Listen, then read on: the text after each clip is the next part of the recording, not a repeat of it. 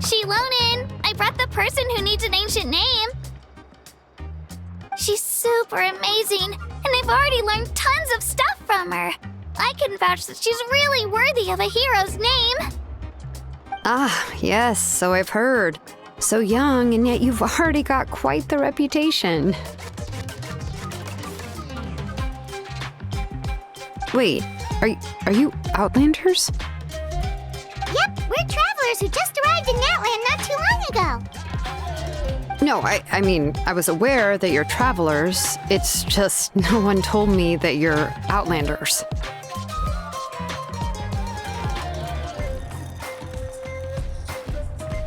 Huh?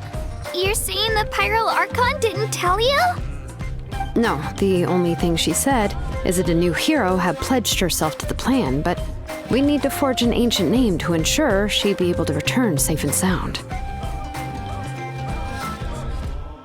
And she did mention that it would be quite difficult to forge an ancient name for them, but at the time, I thought she was just commenting on my skills.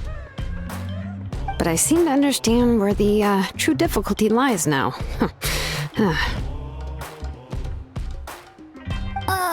Are you upset? No, I wouldn't go that far. I'm used to it, really. I just need a moment to process things. The Pyro Archon's requests are always difficult to fulfill, and we used to argue a lot. Honestly, it's probably for the better that she didn't bring this up at the time. Anyway, I can't argue with her if she isn't here, and it'd be pointless to take my anger out on someone else. But, just because I understand her rationale doesn't make me any less upset. After all, she must have known that forging an ancient name for an Outlander is an impossible task. It's impossible? As you probably know, an ancient name is a symbol of a hero's sparing glory, which grows even richer and heavier as generations of successors inherit it. We forge ancient names by engraving the heroic deeds of an individual who will become the first hero of that particular name.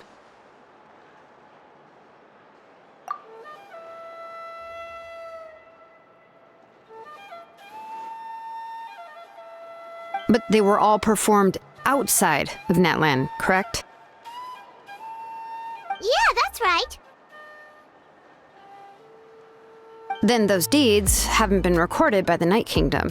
To take it one step further, even if you had performed heroic deeds in Natland, as an Outlander, your actions still wouldn't have been recorded by our lands.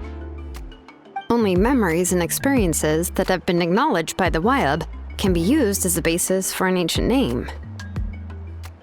Even the greatest of craftsmen cannot create something out of thin air, you know. That's just how it is. Seems the Wyab don't want just anyone to get a name, huh? Mawika, of all people, should know better than anyone, yet she's still entrusted the task of forging the ancient name to me. Oh, Paimon gets it. Nobody's happy being asked to do the impossible. Why do I feel like this has happened before? I think last time, Shilonin just ended up running dozens of laps around the hills nearby. Ugh, don't remind me. Let's just focus on how we can pull this off. How to achieve the impossible. You mean you're already willing to accept the task? Well, what else can I do? What's happened is already done, and it's not like I can outright defy the order of my Archon. If she gave me this order, then she believes the ancient name is an indispensable part of her plan, and that I'll be able to find a way to make it happen. In other words, the order is an affirmation of my abilities. Whoa, not only has she accepted the task, but now she's looking for silver linings? Yeah! Let's see if we can find some special way to pull this off. If we really can't make it work, I'm sure we can still go back and talk to the Pyro Archon, right? The key is getting the Wyab to somehow acknowledge the traveler's existence and record her heroic deeds.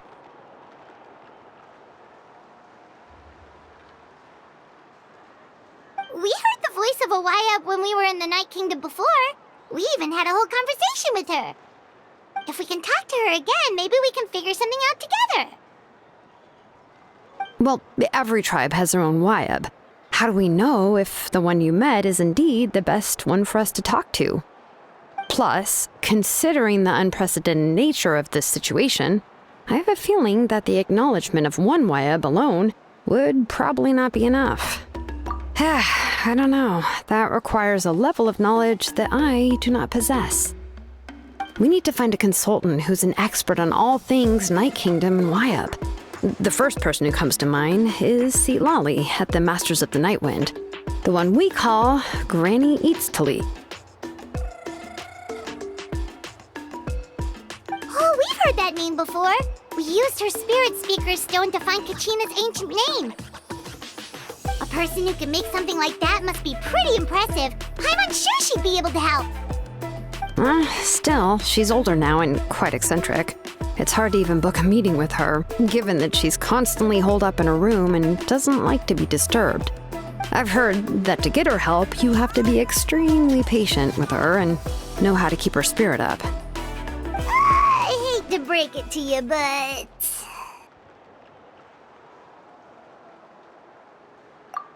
Huh. Why is that? I mean, didn't she already help you before? And you even managed to save Kachina. Well, yeah. At the cost of her spirit speaker stone being split into two.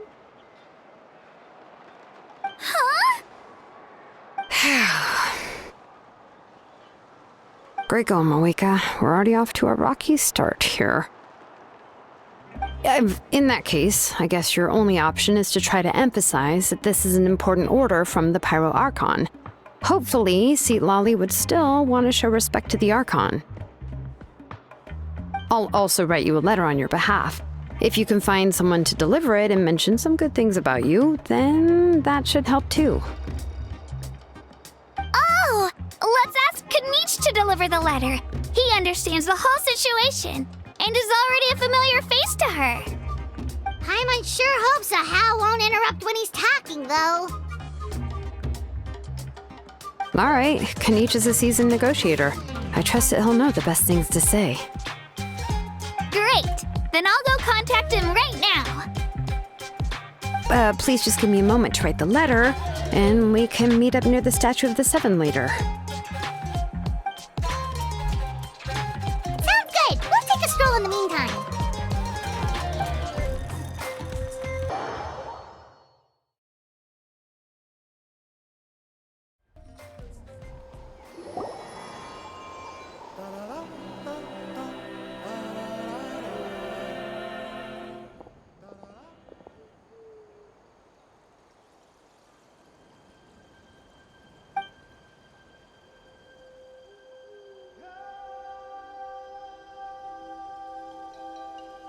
I'm sorry to put this on you, Kanich.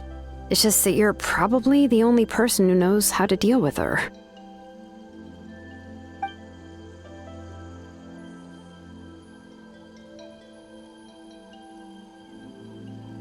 Oh, wait, so Kachina and the Traveler also know about the plan? Mm-hmm. Because we all saw a hero of the past rematerialize right before our eyes. And then Mualani said that a ton of knowledge and memory suddenly flooded her brain. The Pyro Archon explained everything when we came back from the Night Kingdom, including the reason behind the appearance of the hero, as well as the current state of the Night Kingdom. Right. She mentioned there are 6 heroes and that Shilonen is one of 4 that have already been acknowledged. Oh, well, then I suppose there's no need to keep any secrets between us. Having companions walk by your side is perhaps the best solace when facing such a bleak reality.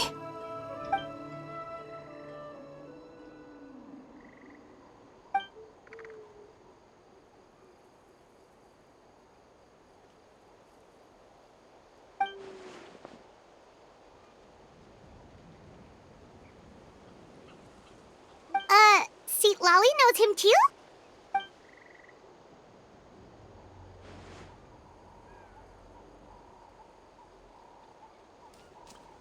Odd, huh? Given how the Masters of the Night Wind love to babble about dreams and revelations, they're already a pretty strange bunch to most. I've never met Auroran, but if they consider him the odd one, he's got to be pretty far out there.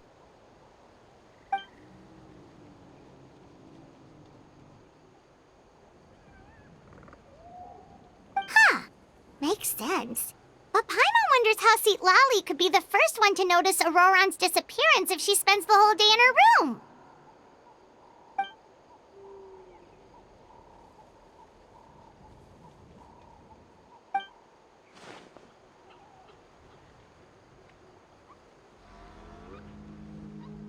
Oh, so if I'm following, you mean we'll help her investigate Auroran and the captain's whereabouts?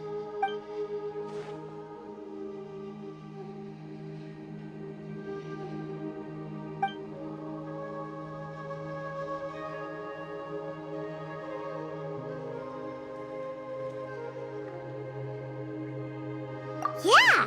Plus, we kinda owe her one anyway to make up for breaking the spirit speakers down. This is a pretty well thought out plan, as expected of Molly Poke Nietzsche. Then, yeah, I'll leave my letter to you. Let's hope Lali can meet at the stadium in 2 days. Take care out there, Kaniche. I'll be heading back as well. There's still a few things I need to pack. Okay, then let's part ways for now. I'll see you in a couple of days.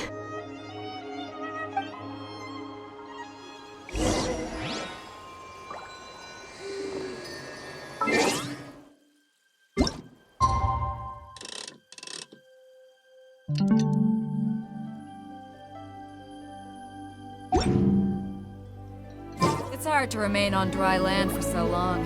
Never quite seem to get my land legs back.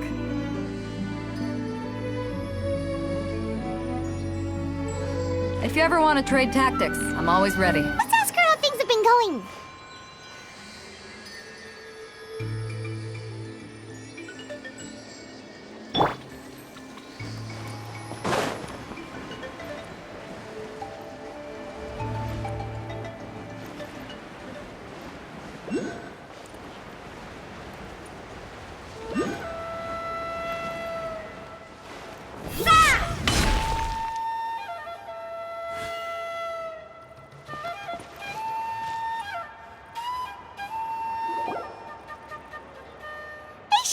How's everything going? Oh, hi, Traveler and Paimon. I have bad news. Lali did not reply to our request, although I suppose I'm not too surprised. Huh? You mean she didn't even bother to give Kaniche a response? Guess she really does have quite the ego then. Yeah, well, she can be also quite eccentric, though she's one of the most gifted people around. Even the Masters of the Night Wind often struggle to work with her. My guess is that she probably has other reasons for not deigning us with a response. But let's go to the stadium and see if we can meet her there. If we do get a chance to talk to her in person, we can still try to work something out. That's true. Let's go!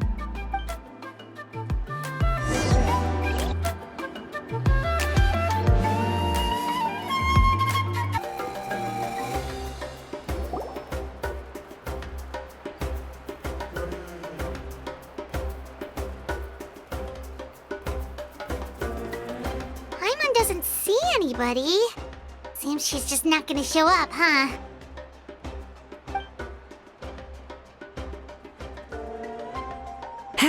Well, we tried to be as considerate as we could, but she's under no obligation to help. That might be true, but this is still a request from the Pyro Archon, right? Shouldn't a subject always answer the call of their Archon? A subject? Well, if you ask me, I'd say we're all more like friends with the Archon. Yes, Mawika is our leader, but that doesn't mean there's any kind of tall barrier between us and her. The only thing is that she often has very high expectations of us. Huh. So even though she's super powerful, it sounds like she's actually pretty down to earth and easy to get along with. Unlike that old hag Granny Eatstily, right? Does she think she can ignore us just because she's famous? You all talk about her like she's some kind of huge deal, but she didn't even bother to reply to our letter! Seriously, if she didn't want to come, she could at least let us know. If that's what aging does to you, Paimon never wants to get old. Oh, really? So, that's how you see me? Who's there? Who's talking next to Paimon? Oh, don't mind me. I'm just a disgruntled old hag, right? Come on, relax. I'm sure my bark's worse than my bite. Huh? See, Lolly. Wait, you're Seat Lolly? You're Granny Eatstily? Yes, Granny Eatsley. But emphasis on Eatsley, not Granny. You must know this trope from light novels, surely. They use it all the time. The young man who's actually the oldest person in the room. The girl next door who turns out to be a seasoned veteran. The wise sage who looks like a little kid. Oh, wipe that look off your face! You've seriously never seen an older lady that doesn't look her age? Okay, well, don't go thinking it's a trick either. See? I'm barely wearing any makeup. Did I forget to mention, she's called Granny, but she's actually pretty young. It was an honest mistake. I guess we've just gotten used to it. I'm sorry. So, how old are you actually? What? How dare you? Don't you know it's rude to ask a lady her age? Paimon really didn't mean to offend you, it's just that your case seems really unique. Oh, Paimon just wanted to apologize, but now she's putting more and more of her foot in her mouth. Really, Paimon just got a little mad since we thought, well, you were gonna leave us out to dry. It was my idea to invite you here, Seat Lolly. So if you're upset, you can just take it out on me. All right. I was only joking. I didn't mean to chastise anyone. There's really no need to take all this so seriously. If anything, I'm gonna feel awkward if we keep this going. I received Kenichi's letter and was planning to attend this meeting. Since I had already decided to come, I figured there was no need to draft a reply that simply said, "Understood." Besides, just showing up is the most important part, no? But, of course, it's also natural for people to get held up by one thing or another as they're trying to leave the house. It certainly was a bit awkward to see that everyone else had arrived before me. At first, I was thinking of quietly sneaking over, but since you were already here waiting for me, I started to think about how I should phrase my apology, only to hear you all talking smack about me. Anyway, that's the whole story. Honestly, it's not like I owed you an explanation anyway.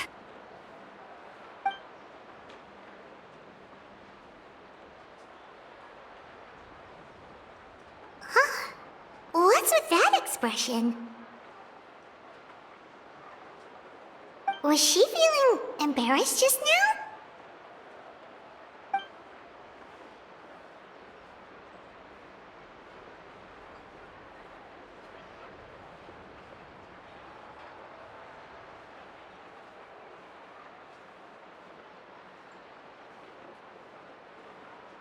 When the Masters of the Night Wind say they struggle dealing with her, I wonder if the feeling is mutual. She seems to be pretty awkward herself. Everything she does and says seems a little forced. Anyway, Shilonen, I heard that you require my help in crafting an ancient name. Correct. The situation isn't like anything we've handled before.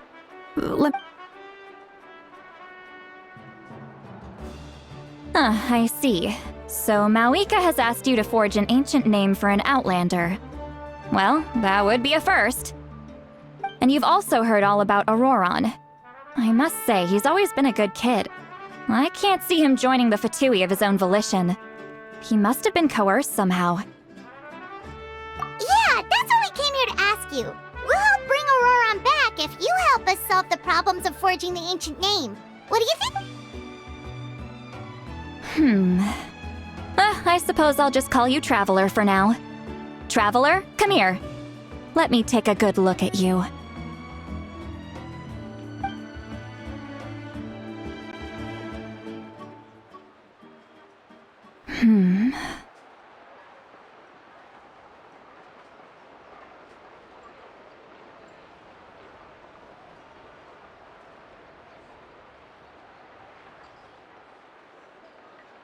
Wealth leads to unending conflicts between people. Yet you alone transcend the value of gold. Baleful thunder and wrathful waves bring terror to mortal hearts. Yet again and again, you've braved them to find new worlds. A weary yet free soul, even the most verdant leaf in the forest will pray for your happiness and safe passage. Those are all the things that I could see in you. You've experienced far more than even most mortals could dream of. You possess the heart of a sincere hero, along with the conviction to lift a torch above your head and walk headlong into the night. Huh? Don't move. There's something here. Huh? What thing? Don't scare Paimon. Is the Traveler gonna be okay? Shoo! That should do it. You've just returned from the Night Kingdom, so some fragments of souls were still stuck to your body. No need to worry. I've just cleared out the last of them. Isn't that kinda like having part of a ghost come back with you? It's nothing as serious as that. If left unattended, the most it could do is stir up some chaos in your mind, and generally worsen your mood. Well, in that case, better to get rid of them. It was nothing. Shilonen, let's follow your proposal. Once you've brought Auroron back, I'll take you to see the Lord of the Night. The Lord of the Night? But don't we need to talk to the Wyab of the tribes? Something this important is beyond their jurisdiction. Only the Lord of the Night can decide whether we can grant an ancient name to one who does not hail from our lands. The Lord of the Night is an ancient entity that rules over the entire Night Kingdom, constantly borrowing the power of the sacred flame to combat corrosion from the abyss. Oh, so you're basically saying it's even more powerful than the Wyab of the tribes. Well, that sort of makes sense, being the Lord of the entire Night Kingdom and all. Not exactly. It's not so much that one's more powerful than the other. But never mind. That's not important. It would take too much time to explain. Just listen carefully to what I'm about to tell you. The Lord of the Night is currently in a deep slumber, and we can only communicate with its consciousness while in a trance. In other words, in a dream.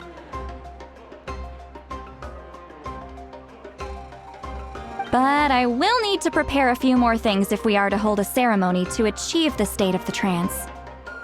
I'll make a list. Can any of you get everything for me? I can go. It'll probably be a long list, so better leave it to someone who knows all the local vendors. Sounds good. Then we'll go with St. Lolly to track down Auroron. Phew, the Fatui are nothing to scoff at, so please, be careful during your investigation. If you need any help, just come find me. Yep, we'll be sure to play it safe.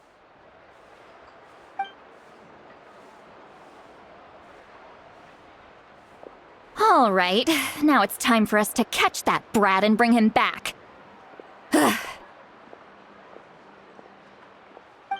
I'm sorry I made you wait earlier. It was actually because I decided to swing by Auroron's place to look for clues. He has always lived alone, and I found a broken jar in his house. there was also something off about his phlogiston aphids, which I assume is because their keeper has been gone for quite some time. And interestingly enough, I saw some slash marks in the house that did not match any of our local weapons. My guess is they were left by Snezhnayan arms. Oh, sounds like the Fatui broke into his house and took him hostage. But why would they kidnap a kid who just spends his days living in the country and raising aphids? He's only in his 20s. What would they want with him? That's not to say that I believe he's totally innocent, of course. Since he's the only one who was kidnapped out of everyone in Natlan, he must have done something to attract their attention. In any case, we'll get to the bottom of this once we manage to get him back here.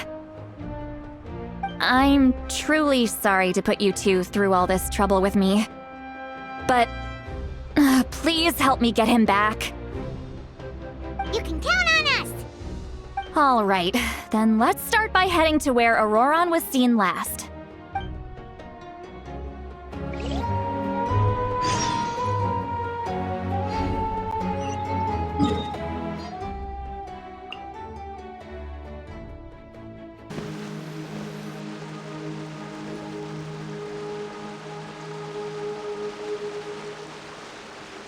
This is the spot. An eyewitness claimed to have seen Auroron speaking to some Fatui soldiers here. I don't know how much you're willing to believe me, but Auroron really is a good kid. I see no reason why he'd suddenly get involved with the Fatui. I'm convinced that what the witnesses saw was actually the Fatui coercing him, or perhaps trying to extract information. However, I doubt anyone would believe me, given there are no signs of a fight. Didn't Kanich say that she's a big name in Natlan? Feels kinda weird to see her so frustrated and helpless like this. Auroron? Well, he was left at the side of the road as an infant, and the people of the tribe took him in. You could say that everyone had a hand in raising him. He learned a lot from us, and once he reached adulthood, he built himself a house out in the countryside. He spends most of his days growing vegetables and raising aphids, living off of what he harvests from the garden. He's always been such a good kid. He would even get his friends to deliver whole bags of fresh produce to my place.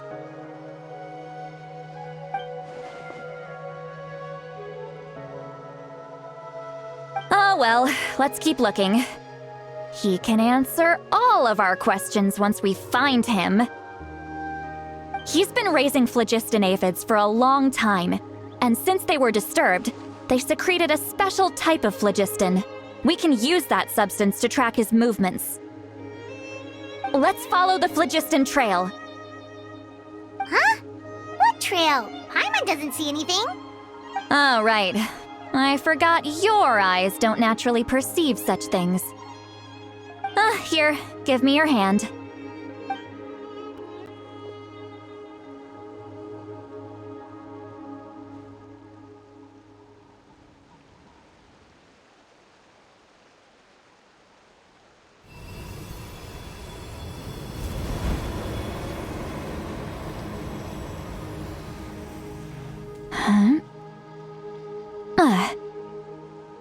How about now? What do you see?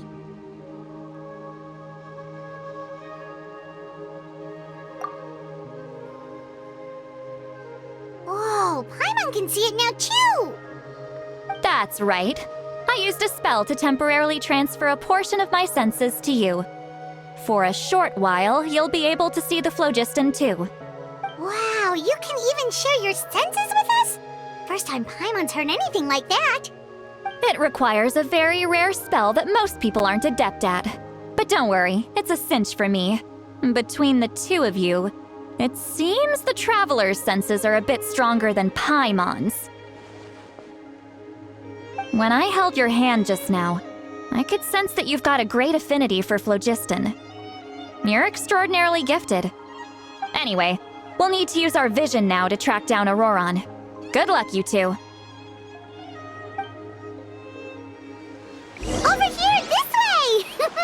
See, Lolly might say a lot of deep and confusing stuff, but this spell of hers is really something. What was that? Oh, Paimon was just complimenting you. Really?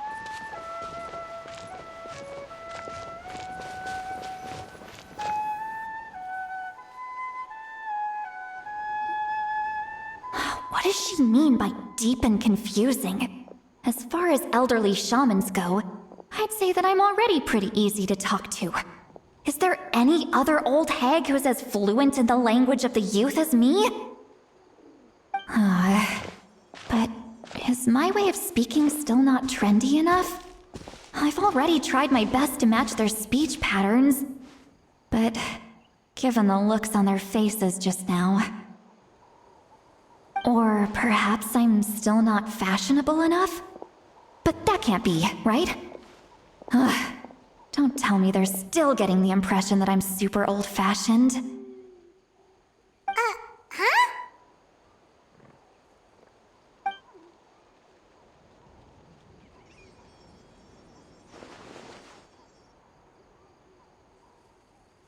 Was that Seat Lolly's voice?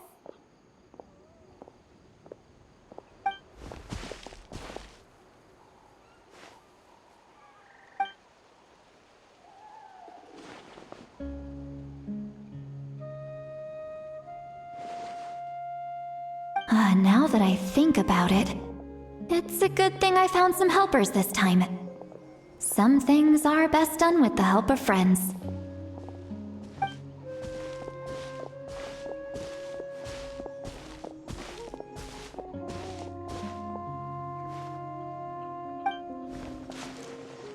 Oh? They appear to be feeling quite confident. Looks like our work will go smoothly.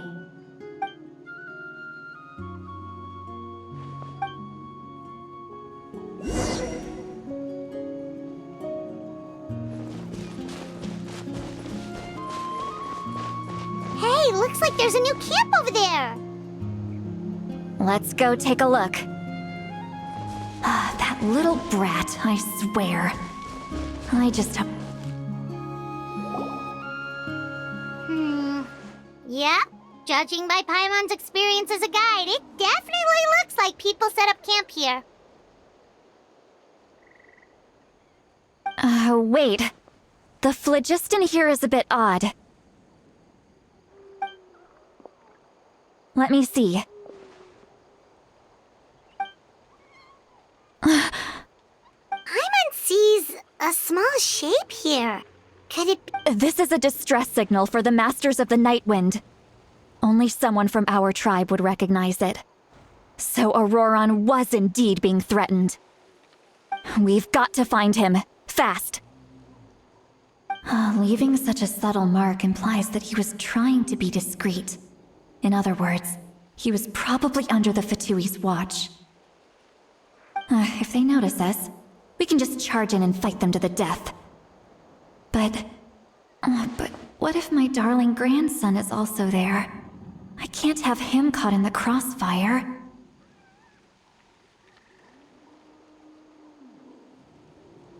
No, I've got to be careful. Otherwise he'd get hit as well. How annoying.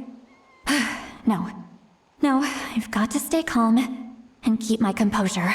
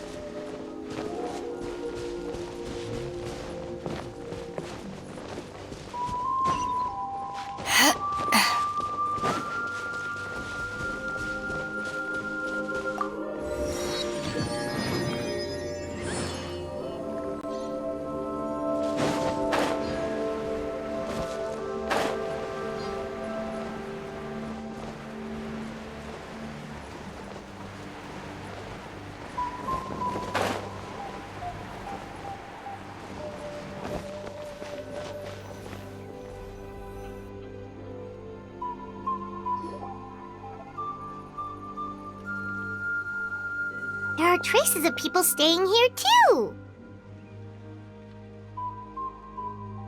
Wait a second.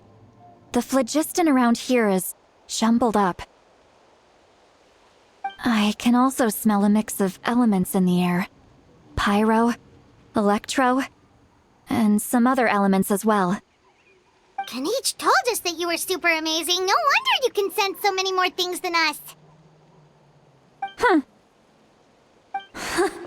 It's about time that little brat said something nice about me. There are signs of a struggle here. Judging from what's left on the scene, there must have been a fight. But after that, the factions seem to have gone their separate ways. Both the phlogiston and the elemental traces in the air support that. Do you still remember the little mark we found before? Paimon's thinking, what if Auroron wanted to leave another distress signal, but was caught by the Fatui?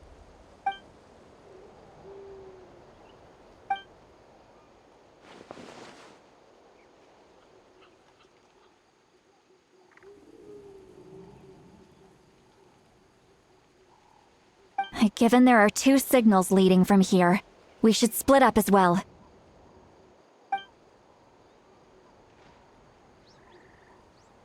I'll take this direction, and leave the other one to you. Let's meet up again later. Auroron! What the heck were you doing? It's one thing to trouble me, but now I had to bring other people into this as well. Ah, you little brat. And off she goes! Traveler, did you hear all of that as well? Once Seatlolly left, that voice went away as well. Paimon even tried calling her name inside Paimon's head, but there was no response. So you were thinking the same thing! Paimon also thought that if we could hear what she was thinking, then she could probably also hear what we were thinking in our heads. She did say that she was quite adept at this spell, and it doesn't sound like she's had any trouble with it in the past. Huh, maybe we're a special case and can hear her thoughts as a side effect. If you think about it, she's really got a lively inner world. It paints quite a different picture from Paimon's first impression of her.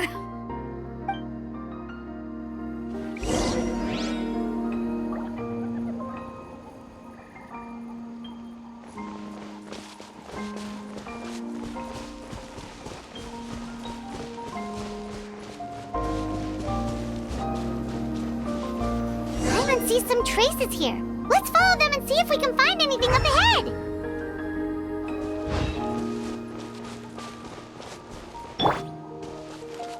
Time to relax.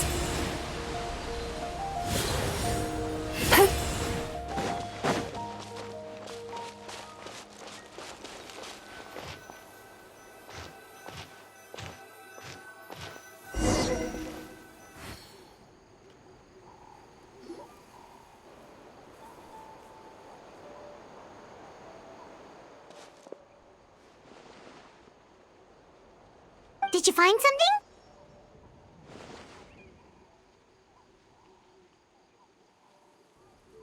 Huh. So we can't tell where Auroron might have gone from here. That's weird. The phlogiston trail suddenly stops. We can't make anything of these footprints either. But he can't have just evaporated into thin air, right? We know he wasn't alone. He had all those Fatui with him. So, you can hear the sounds of the wind from beneath the earth.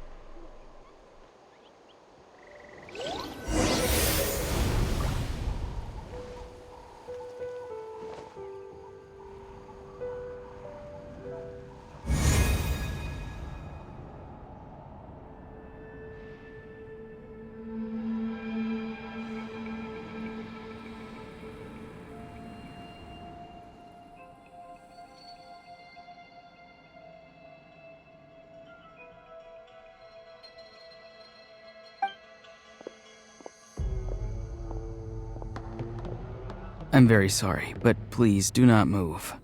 I have no desire to hurt you.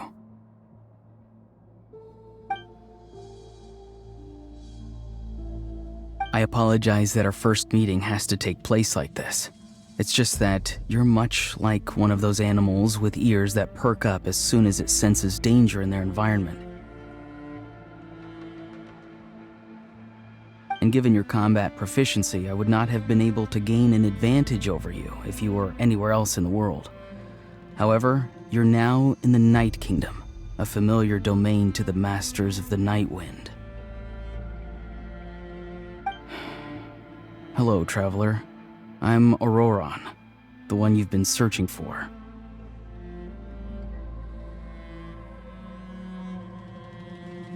Ah, the Fatui's custody. I see. So even Granny has told you that I was coerced by the Fatui. I'm afraid you've been brought here by a lie, like a false omen in the lingering smoke. My friend and I only left those traces to lure you here. Deceiving you was never our true intent, however. It was simply the fastest and most feasible way for us to set up a meeting. Greetings, traveler from afar.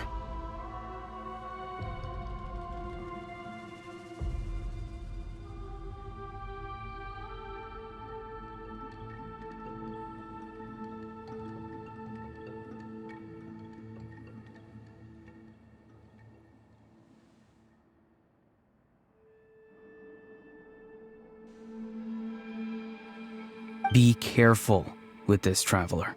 Her soul is temporarily restrained by us, and it appears to have become more fragile in the process. It's taking all my concentration to hold on to her. It was I who tasked Auroron with leaving the traces to lead you here, and I who used the Master's ritual to bring your soul to the Night Kingdom.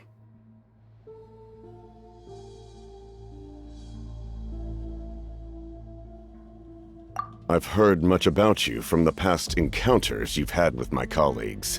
Given the present situation in Natlan, I would like to sincerely request a formal meeting with you, in person.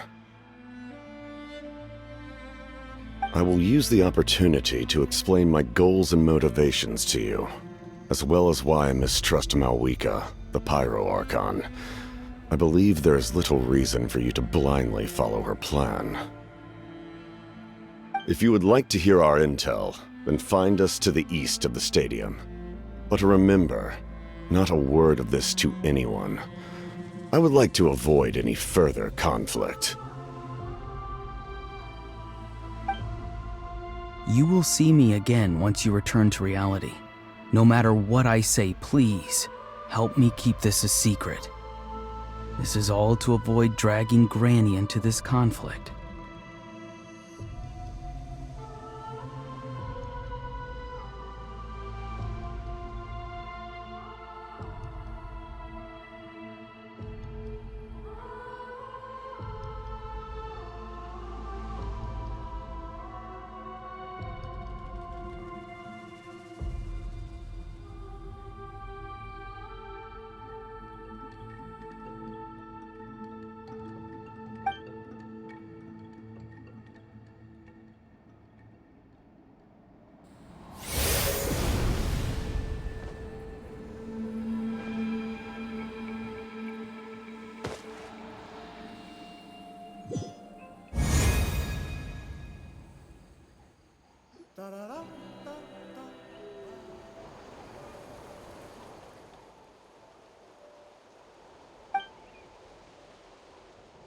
Hey, what happened just now?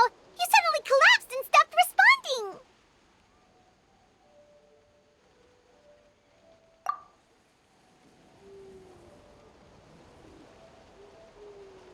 Hey, why are you sitting on the ground? Are you okay? See Lolly! She froze for a moment and then just collapsed to the ground! Could it have been those leftover remnants from the Night Kingdom? Do you have any itches or pain anywhere? Don't worry. We can take a short break. Sorry, I know I asked for your help. But had I known you were feeling unwell, I wouldn't have taken you on this trip with me.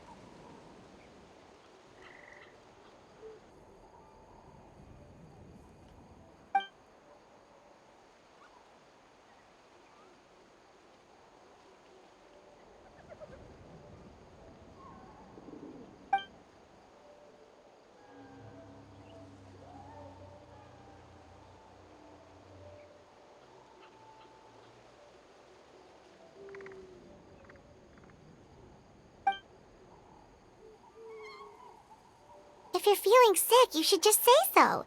St. Lolly should be able to, exorcise any ghosts or weird stuff that you picked up in the Night Kingdom. A seasoned traveler must know the importance of not pushing yourself beyond your limit. If you need anything from me, just say the word. In any case, let's take a bit more time to rest now.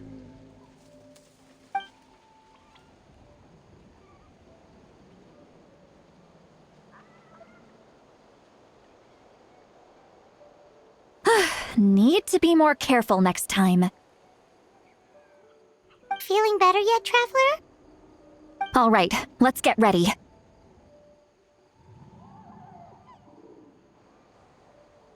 I followed my phlogiston trail earlier to a stronghold guarded by soldiers. I have a feeling that Auroron is probably being held inside. Oh, so it's close by. Then let's head over right away. Well, I recruited you to be my helper, which means we're in this together. Like the wind and the clouds. We either move as one or not at all. But if you want to make it up to me, then just be sure to fight extra hard when the time comes.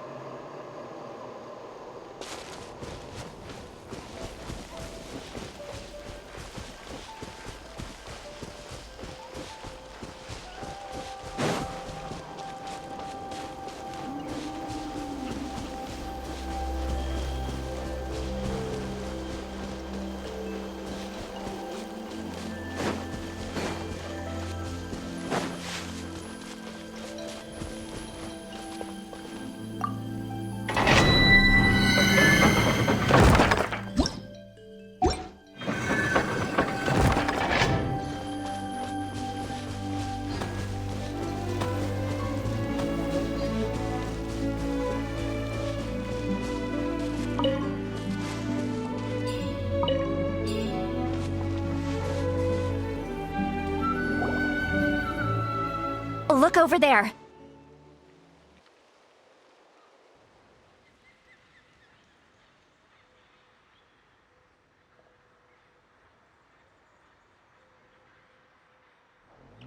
Huh?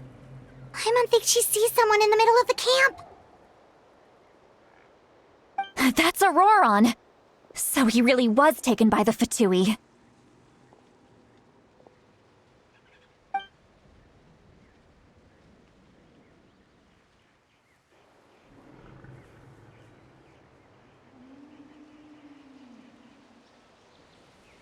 All right, we'll take the lead.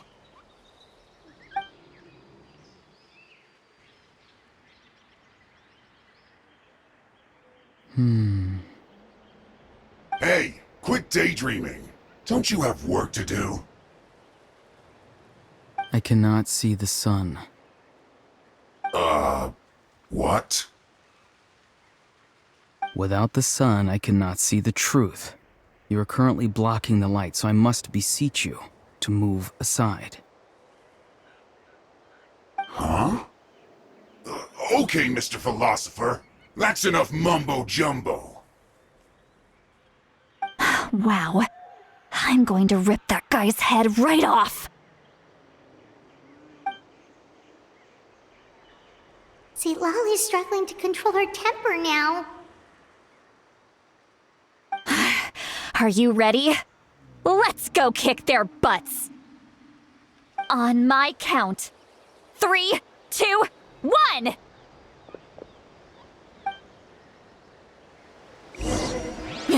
Still trying to resist? You've got no idea who you're up against! No excuse for slacking.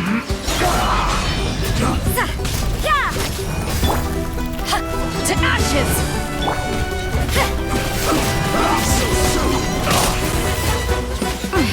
Things are getting interesting. I must leave no stone unturned. Right. No escape.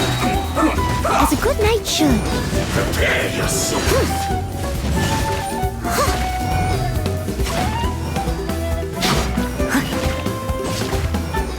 Let's end this quickly.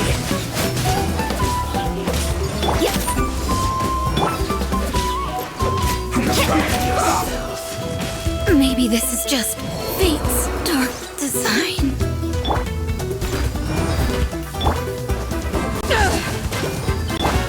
Turn that frown upside down.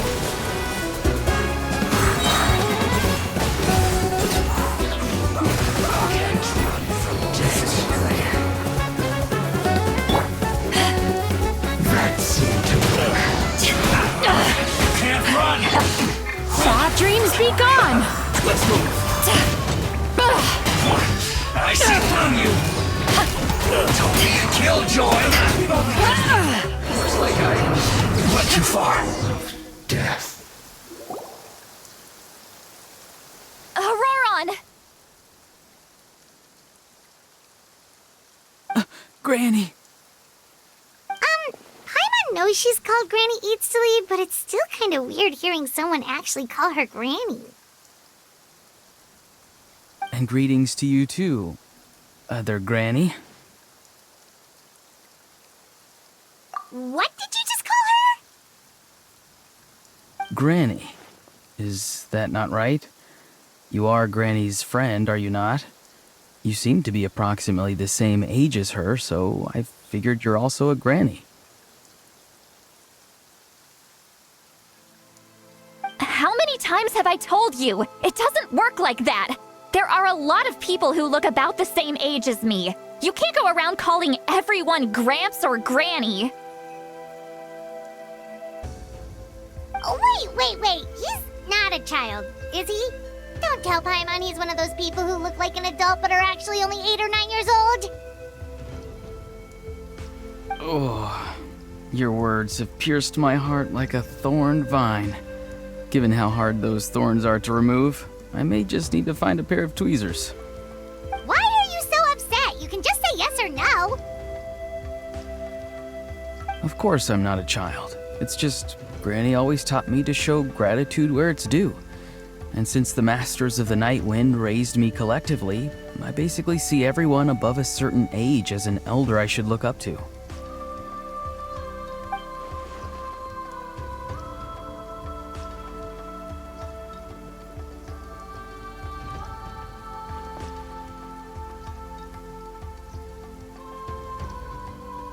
Exactly. But if you keep that up, then everyone's going to be your senior. And do you think saying all of this is gonna save you from a scolding, Auroron?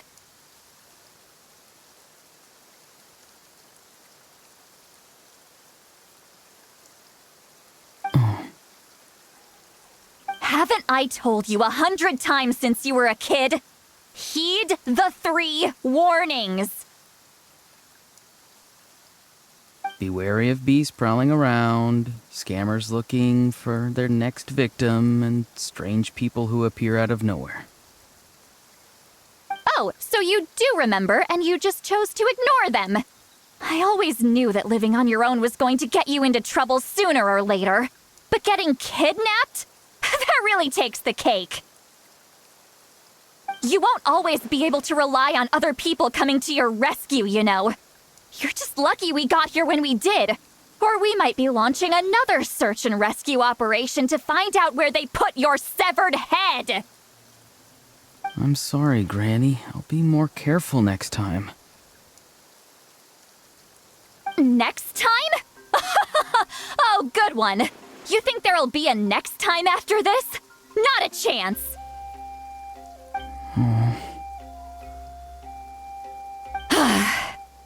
They didn't hurt you, did they? No, they just asked me a lot of questions about Natlan's terrain and made me draw a map of the ley line distribution. Okay, now answer me honestly. Were you the one who helped the captain escape after his battle with the Pyro Archon? Yes, So why did you do it? because they said they would need my help from there on out.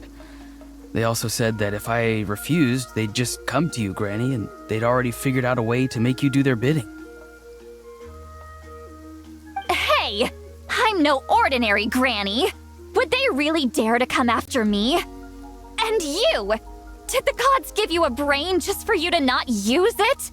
Did you really believe everything they said at face value and not stop to think?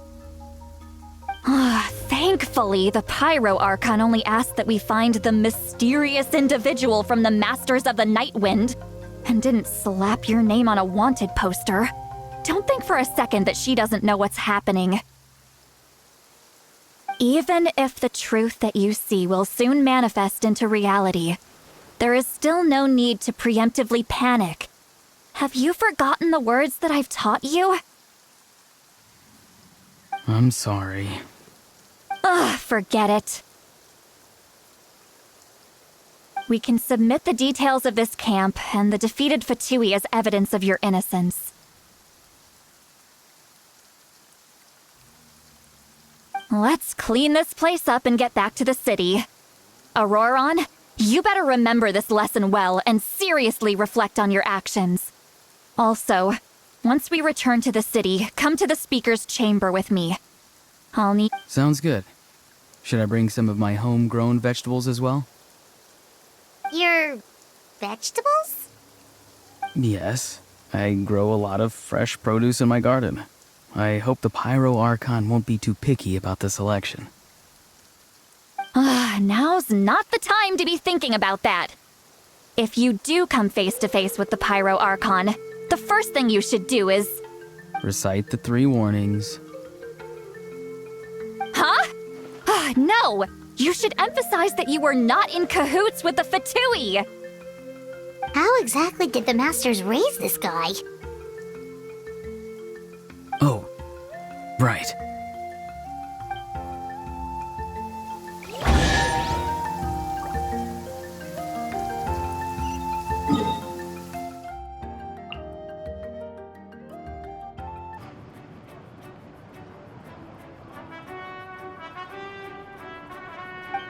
I see. So Auroron came to the captain's rescue because he promised to help him in exchange for Citlali's safety. That's right. I'm sorry. Now that you know Auroron was only trying to protect another member of his tribe, could I ask you to petition the Pyro Archon for her forgiveness? We'll give her a full report. We'll let you know once she's reached a decision. Will I need to stay here? Technically, yes. But if Miss Citlali is willing to serve as your guarantor, then we can release you from custody. Sure. I'd be happy to do that. I don't have any more time to waste here. I still have other things to do. Understood. Thank you very much. Mr. Auroron, please report back to the Speaker's chamber as soon as you've received notice of the Archon's decision. I understand. Thank you. And thank you too, Granny. Well, at least you won't need to hide your face anymore. Traveler, Paimon, thank you very much for your help. And don't worry, I haven't forgotten about my side of the deal. Once Auroron is settled, I'll go talk to Shilonen and get started on forging an ancient name for you.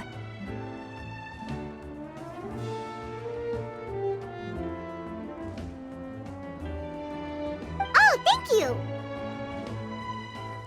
You scratch my back, I scratch yours.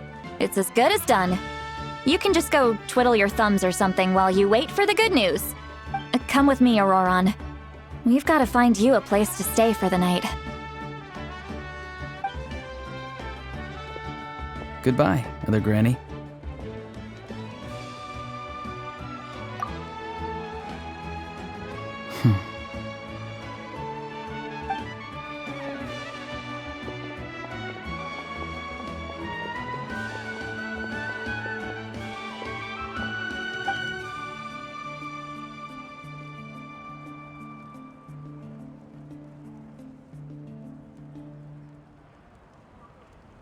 We're finally done. Alright, it's time to find some grub. Huh? What is it, Traveler?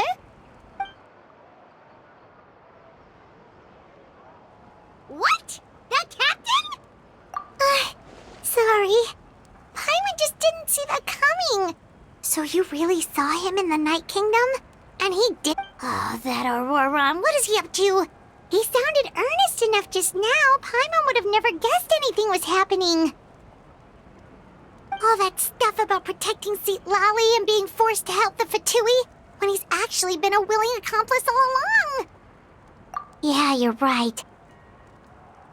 Still, Paimon appreciates you telling her about this. Paimon will support your choice no matter what, so if you want to go, we can go together. We still have another whole day before the meeting, so we'll just meet with them when the time comes.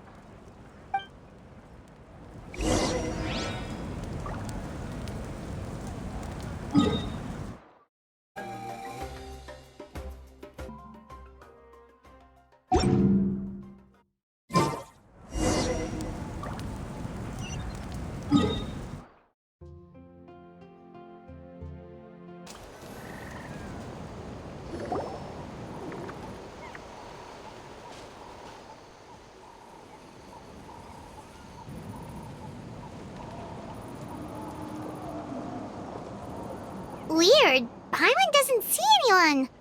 Oh, please don't let this be a trap.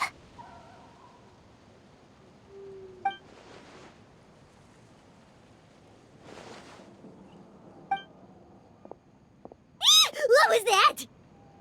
Good evening. Nice to see you again. It's you. You shouldn't pop up from behind people like that. What are you, a ghost? I'm terribly sorry. It's just a force of habit.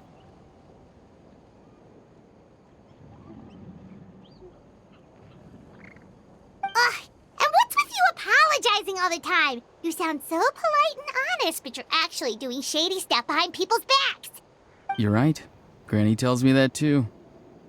Huh. Come to think of it, you remind me of her. Sometimes you two sound really similar, you know. Oh, so you're gonna call Paimon Granny too now? Well, I could.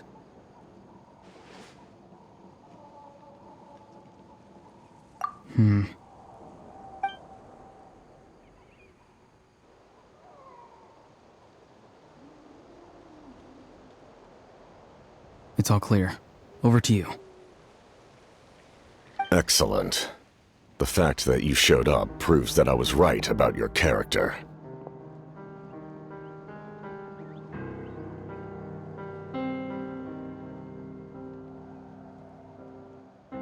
Yet, there's been a lot of talk about you. Child told me that you're passionate about the unknown and willing to take risks.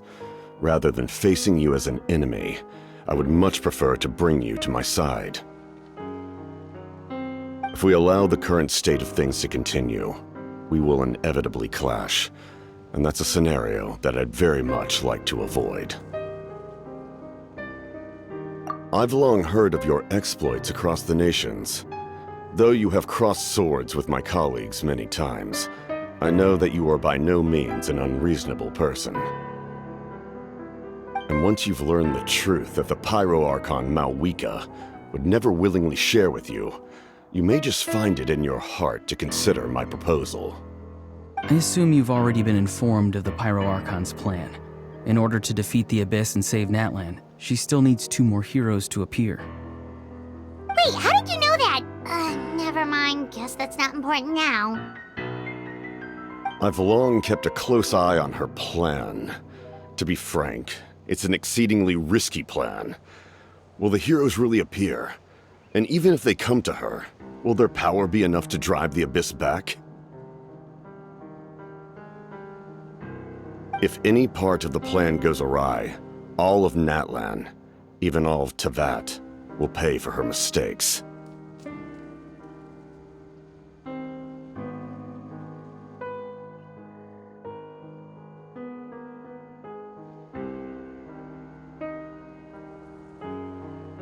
Now, you may have been led to believe that this is the only plan available to her.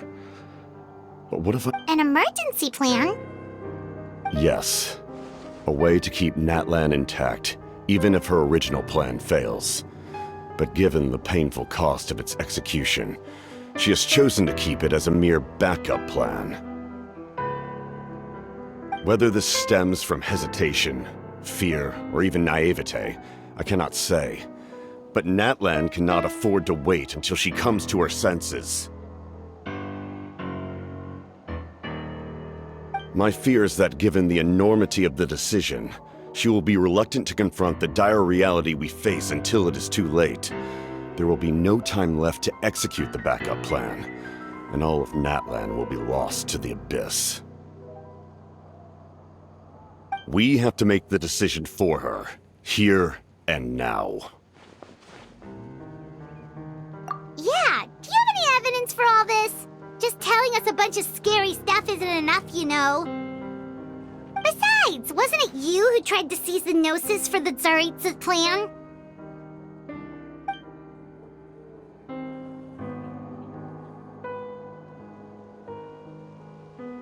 I knew you'd be clever enough to see. That's right. I did not seek the Gnosis for the Tsaritsa. Since I was defeated in battle, I must put to rest my thoughts about the Gnosis. But even so, my desire to save Natlan remains unchanged. And now, I have found a new way to solve the crisis.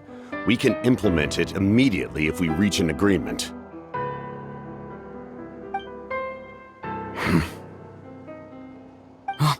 Someone's here. Huh? The captain disappeared! Something is rapidly approaching. Oh no. Something? Bad news, chump! It's your granny!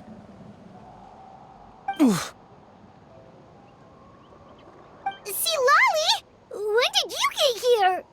I knew something was amiss after we were separated. Hidden ceremonial tools, an unconscious traveler. I must say, I'm very curious about what you're up to.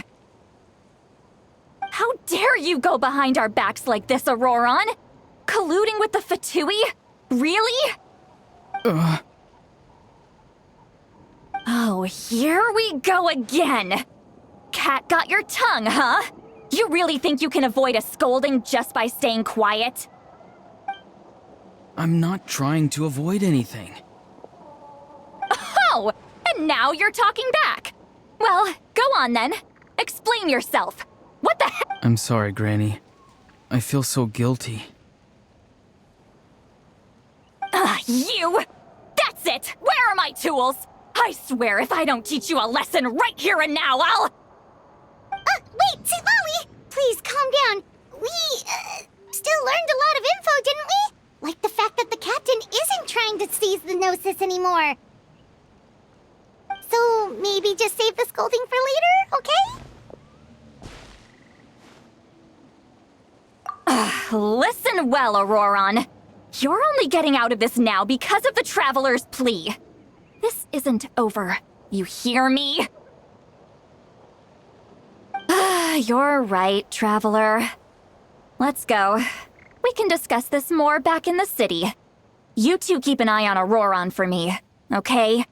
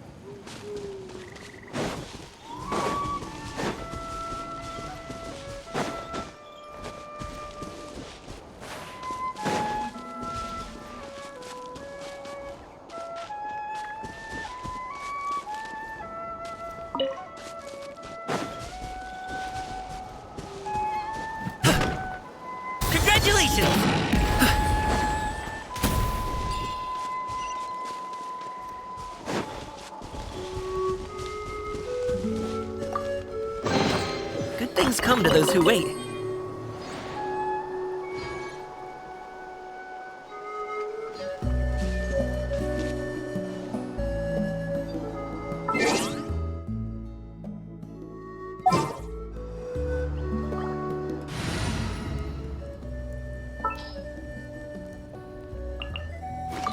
Outrider Amber, reporting.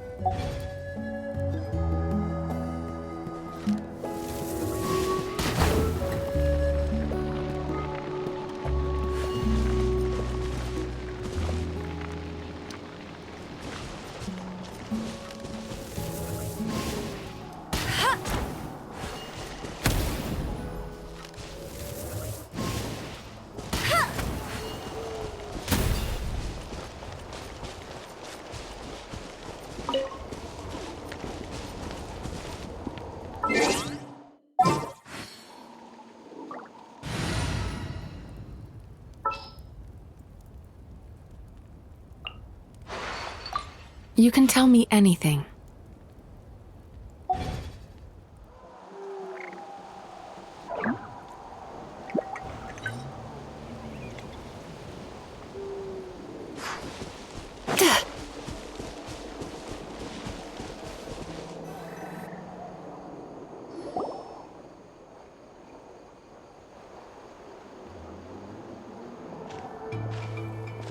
In all my years, I've never had a child cause me so much grief. Do you seriously not see what's at stake here? You've got a head on your shoulders, Auroron. Use it! Why did you help the captain? And I want the truth this time. No answer? Think you're being smart? Then let me ask a different question. What does the captain want? What is his purpose in Natlan?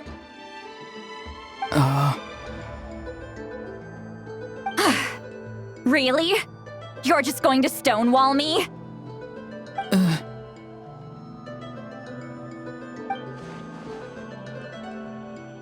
Just use your brain for a second.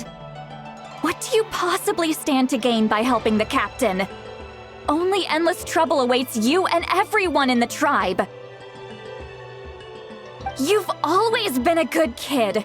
Why would you throw that all away now? If you're worried about something, just talk to me. Granny would much rather we had a conversation instead of constantly clashing like this.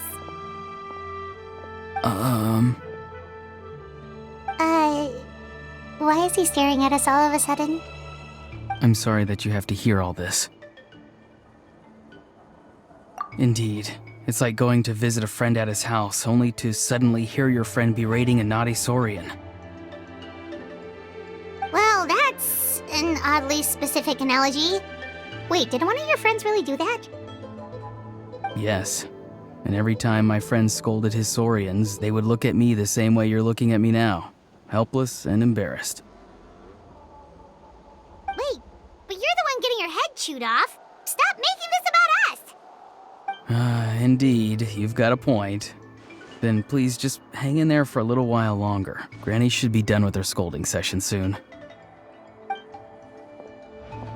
Oh? You dare gossip between yourselves instead of listening to me? You... Sorry, Granny.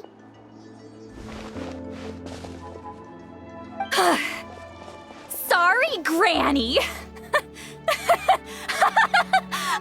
Sorry, Granny. You know what? Fine. I'm perfectly aware that everything I say goes in one ear and out the other. You're all grown up now, so why would you listen to an old hag like me? You say all the right things, but then you go and completely ignore me. Well, if that's how you're going to treat me, you can stop sending Aoife over to my place to deliver your stupid vegetables! I don't need anything from you! Who's Aoife? A delivery person? That's irrelevant. The point is, he hangs out with this kid, so he must be no good. You kids get to a certain age and suddenly act like you know it all. There's nothing I can say to get through to you. Auroron, if you're still thinking about that so-called duty, then please, just forget about it. The ley lines did not fall to this state because of you. And we've long closed the book on that incident. Seems they've started talking about some kind of tribal history. Paimon's starting to get lost. That's not it, Granny. I know you tend to get down on yourself when you're upset, but I can tell I really hurt you this time. All I can say is I'm sorry. His voice. Auroron! Where have you gone? It sounds like he's somewhere super far away, but isn't he right here in front of us? I'm really sorry. It's up to all of us to do everything we can to save Natlan. So I've got to go.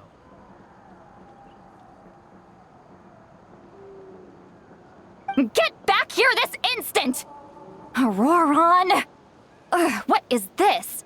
Powder from plant spores? Is that the trick he used? What just happened? How was he able to suddenly get so far away like that? It's a trick of his. If you grind spores into a powder and spray it in the air, it can be manipulated to create an illusion. He pulled it off flawlessly. He must have put a lot of time into perfecting it. Don't tell me that's how he's been hunting in the fields these days. Couldn't he have picked up something more useful? Little brat. That's it. The next time we meet, I'm definitely going to break his legs. Whoa, that's a little extreme. But still, why does he feel like he needs to run from us? If his goal is also to protect Natlan, then can't we work together?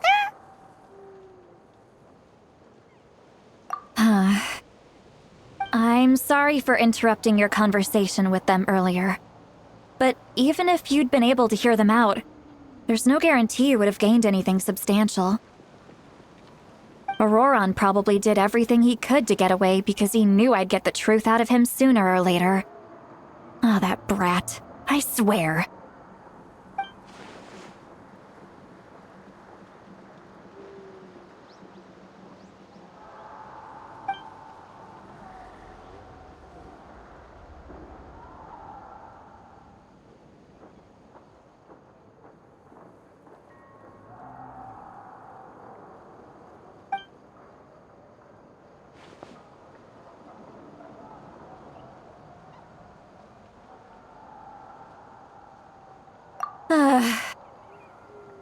We've got quite a long walk back to the city. Let's take our time. It'll give me a moment to figure out how to explain all this.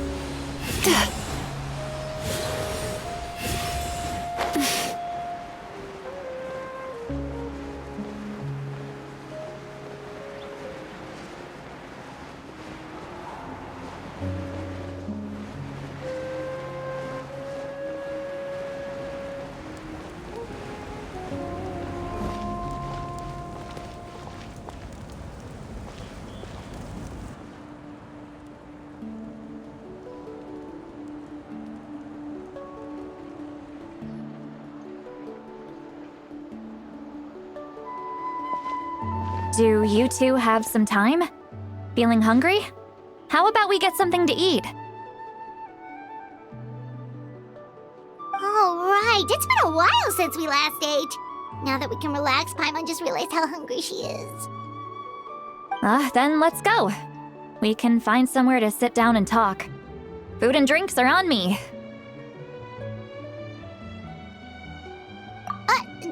Really? You're not gonna take her offer? That's right. See, Lolly has gotten a lot quieter since Aurora ran away. She's right. We're seasoned adventurers, so we're more than capable of paying our own bill. Hey, come on now. You won't even let me take you out for some food and drinks? Are you sure? We can save you some Mora. Mora is the least of my concerns. Besides, we're definitely due a meal after all the time we've spent together. Let me get this one. I might be an old hag, but I like to think I'm not completely useless. Sure, that's fine with us, but Paimon doesn't want you to be sad, Sweet Lolly. Don't worry. I'm sure a juicy grilled steak will work wonders.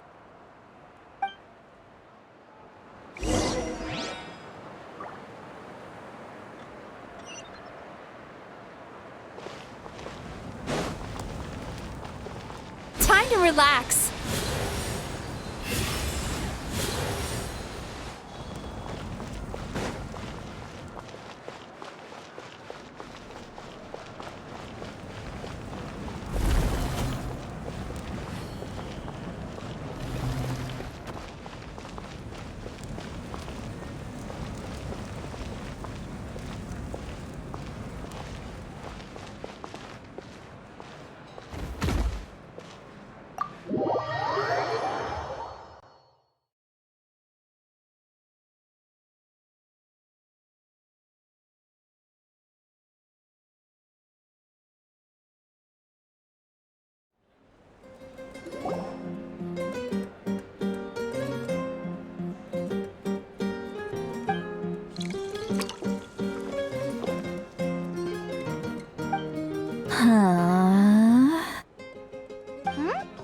What are you looking at?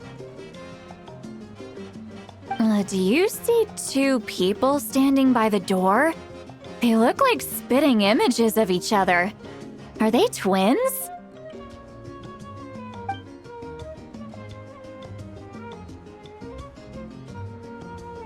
But Paimon only sees one person there.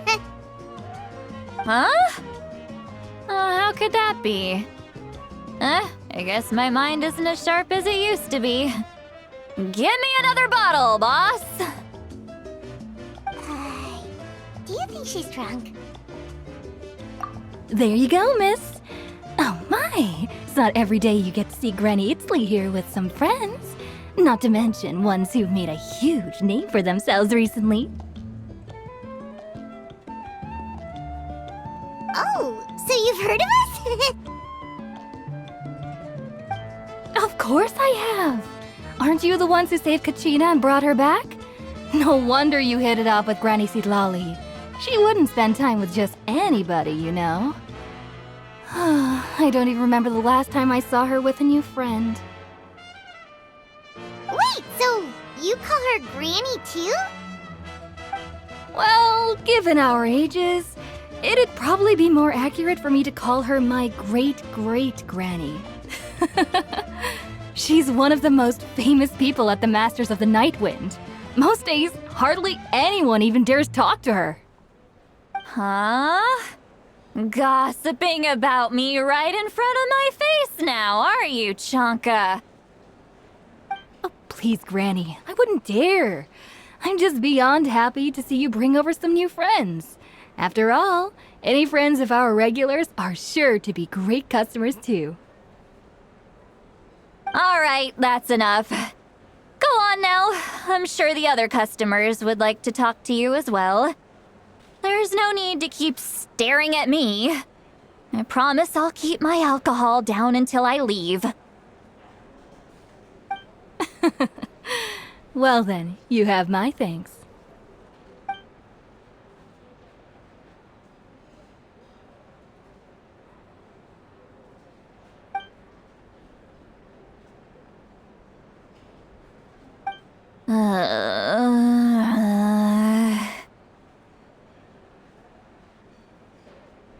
Sweet Lolly? Sweet Lolly? Who's that? You got some gall calling me by my first name. Let me guess. You want to test your skills against Granny Eatsley, don't ya? Are you still with us, Sweet Lolly? You're kinda talking to no one. You chumps come around here, picking fights with me? Well, you know what happens next. You lose, and then run off home to tell everyone about how I'm this big scary bully. It's always the same story. You brats start it, I finish it, and then I end up with the reputation of being some kind of terrible monster among the shamans. I mean, come on. Monster? Me? Really? What did I do to deserve that? Granny Lolly, you're not a monster at all. Exactly! And while we're at it, I'm not some lazy slacker either.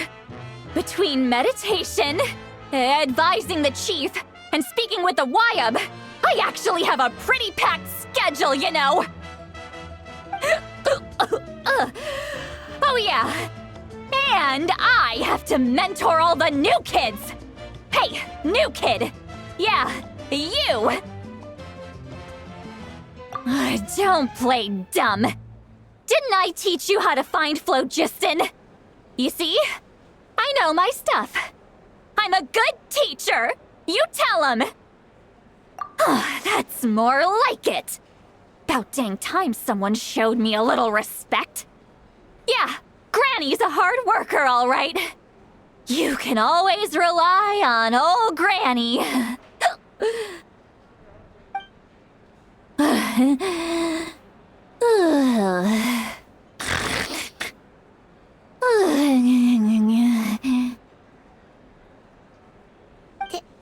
Did she just fall asleep with her eyes open?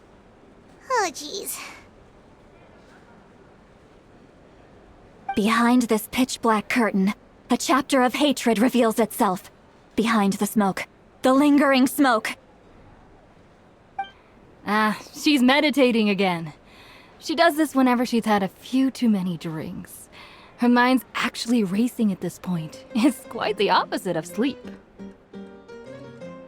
Is this another specialty of the Masters of the Nightwind? No, I'd say it's an ability that's unique to Citlali herself. While she can easily pick up everyone else's skills and tricks, few have been able to master hers. Warning, warning. Red, the color of danger, has now arisen within that pair of eyes. Huh?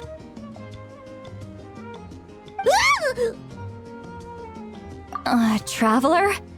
Paimon? What's wrong? I'm gonna hurl. Hang on, just keep it in! Phew. Okay, it's passed. That was a close one. You had Paimon worried. Paimon really thought you were about to barf all over the table just now. How embarrassing. I'm sorry you had to see me like that. That's never happened before, I swear. I've never thrown up, not once.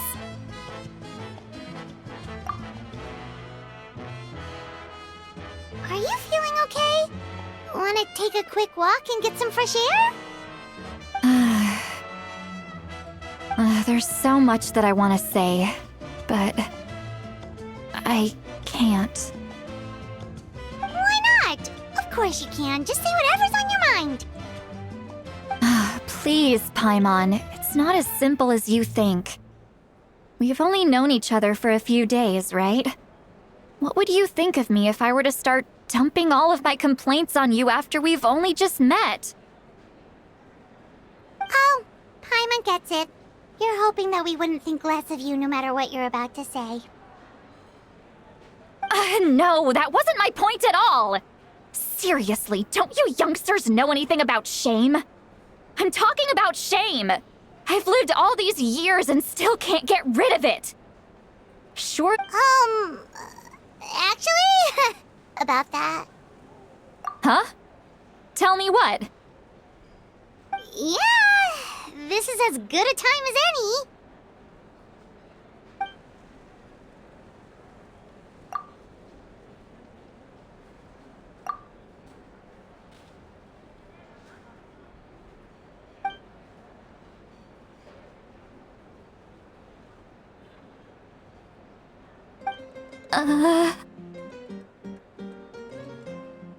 So, you heard my... It's okay, Sweet Lolly. You had every right to complain about those things. I can't take it anymore! Why do these things happen to me? Hearing me mumble under my breath is one thing, but hearing what I mumble in my own head? That's too much! It's just like when you're rolling on the floor in your pajamas, but you forget to lock the door, and someone bursts in to deliver cabbages and sees the whole thing! So that, happens to you a lot. It happens to people in general, okay? Doesn't matter if you're 200 years old or 1,000 years old. Everyone rolls around in their pajamas sometimes. I was just picking something generic. Take a walk with me. I have things to share with you. Looks like she's completely given up. Like those criminals who just confess everything and accept their fate.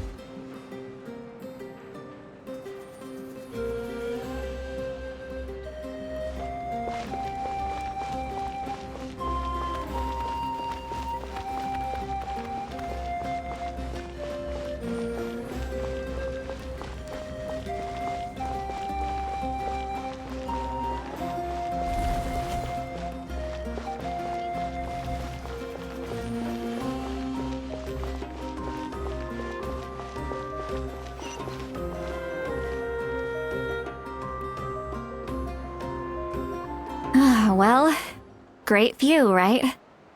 I love coming here by myself.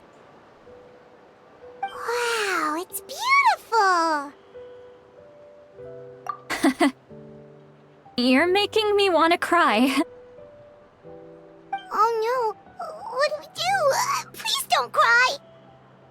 I was an expression, okay? A figure of speech. I'm just... embarrassed. Here you are thanking me, even after you helped me all this time. Let's just have a casual conversation. It's easiest that way. Really? You don't seem like the kind of person who keeps things casual. Well, I guess I used to be more of a stickler for the rules. And you're right, I don't usually open up to the people of my tribe like this. I'm just an eccentric old hag to them. That story's been passed down so long, it might as well be true. But you're just a regular person. The kids of my tribe would have a heart attack if they heard you say that. Granny Eatsley is a powerful figure. Be careful around her. That's what they'd say. Well, you are powerful. Are they afraid of you? Some are. Others are mad I always come out on top. A few decades like that, and people stop knowing how to deal with you. What about you? Are you scared of me? We don't find you scary at all. That's because you're not from my tribe. You don't know how many delusions of grandeur I've destroyed just by existing. I make people realize that no matter how hard they work, they'll never become a living legend like me. Oh, not to brag or anything. Maybe it's hard to believe. Just pretend I never said anything. We believe you. Shilonen has full faith in your abilities, and Auroran didn't seem scared of you. He thinks of you as his granny, right? Yes, but Auroran's a special case. Malika already told you about her plan, and you've given so much help to Auroran and me. You deserve to learn the full truth. Auroran's not like other people. As I mentioned, he was abandoned as a child. The reason being, his soul is incomplete. The Masters of the Nightwind view this as a bad omen, capable of bringing about illness and misfortune. No one knows who his parents were. He was just left on a rock in the wilderness. It's a miracle he wasn't devoured by some wild beast.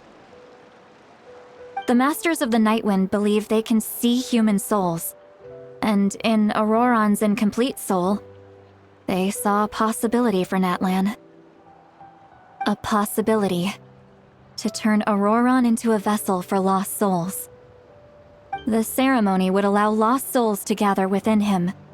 Auroran would then be sent to the Night Kingdom to return the souls to their rightful place, strengthening the ley lines and completing the ceremony. Wait, that doesn't sound right. Now you see the problem.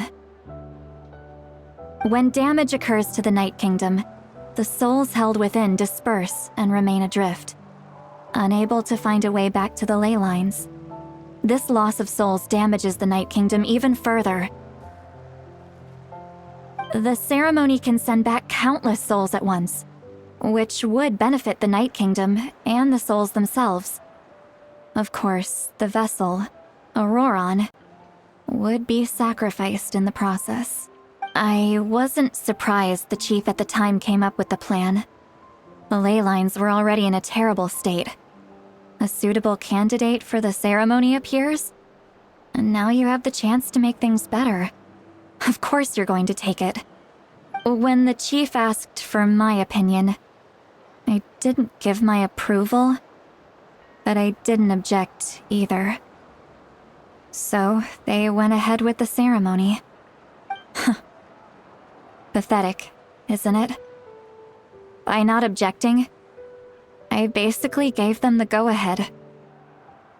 Maybe they didn't have my explicit approval, but it's not like I did the right thing. Of course, in my tribe, death is rarely something to fear. But what kind of message would we be sending by sentencing a newborn to death? By using a human life as a tool? It's not right. So, when I learned the ceremony had failed, I was ashamed by my inaction, and absolutely relieved by the result. The plan was never a secret. Or, I guess I should say, there was no point to keeping it a secret. A simple investigation from Auroran would reveal everything. Everyone thought he would be happy he survived, and he never really said anything to the contrary. But just as I was about to put all of it behind me, he asks this question. Would Natlan have been saved if the ceremony succeeded? Wait, but it's not his fault. He knows that, but he still feels guilty. Auroron has a strong ability to perceive souls. More than any of us. He understands. Maybe he chose to work with the Fatui because he still thinks he owes a debt to Natlan. I can only imagine what they told him. Traveler, didn't the captain say he found a way to solve the crisis? Maybe that's what brought Auroron into this. Anyway, we can't just let things go on like this. We have to convince him to come back! You don't look so good, Sweet Lolly. Maybe you should head back and get some sleep. Probably drank too much. It's okay. The fresh air is doing me good. Okay. Forget that. I need to go home. I hit it a little too hard. You've helped me so much already. How do I even begin to thank you? Hey, we're friends, aren't we? Besides, you already said you owe us a favor, so you don't need to worry about us. Good point.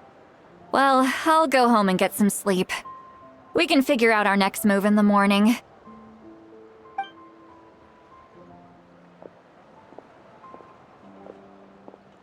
Friends. I like the sound of that.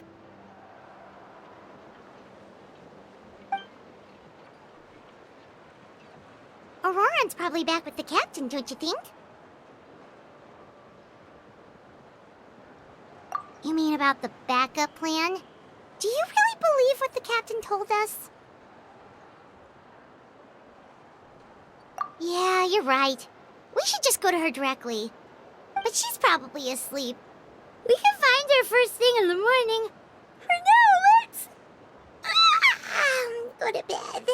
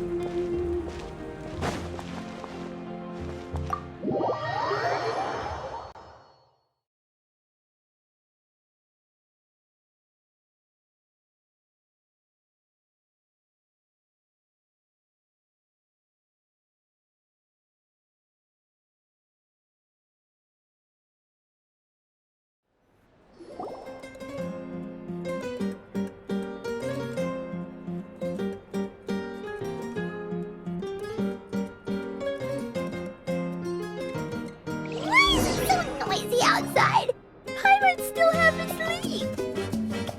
Well, guess we should see what's going on.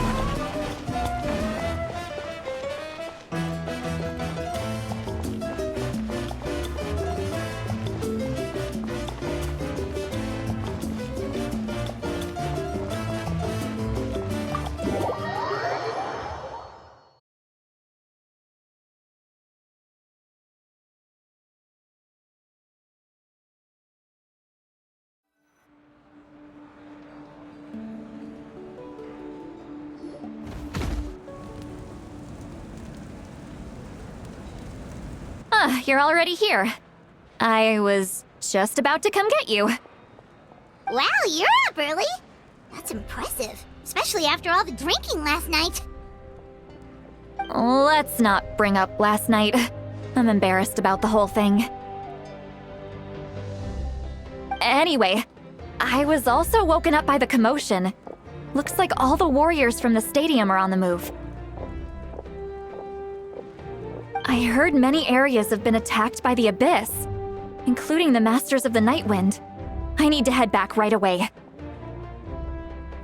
The Abyss attacked again? Are you sure you can handle it on your own? Do you need our help? I'll be fine. We also have the support of the warriors stationed at the various outposts. Given the quick response, things shouldn't get too serious. The stadium could always use more manpower, so you should join the forces here. I'm done making excuses for him. He's not a child anymore. He needs to take responsibility for his actions. I was the one who vouched for him, so I need to report back to the Speaker's chamber. I'll accept however they choose to handle the situation. But I should be able to convince them to let me go back to my tribe first to deal with the attack. As for the ancient name, once we handle this crisis, I'll talk to Shilonen right away. Don't worry, I never forget a promise to a friend. Thank you. All right, I need to start heading back. She left in a hurry. The situation must be really serious. Looks like a lot of people are heading to the stadium. Let's see what's going on.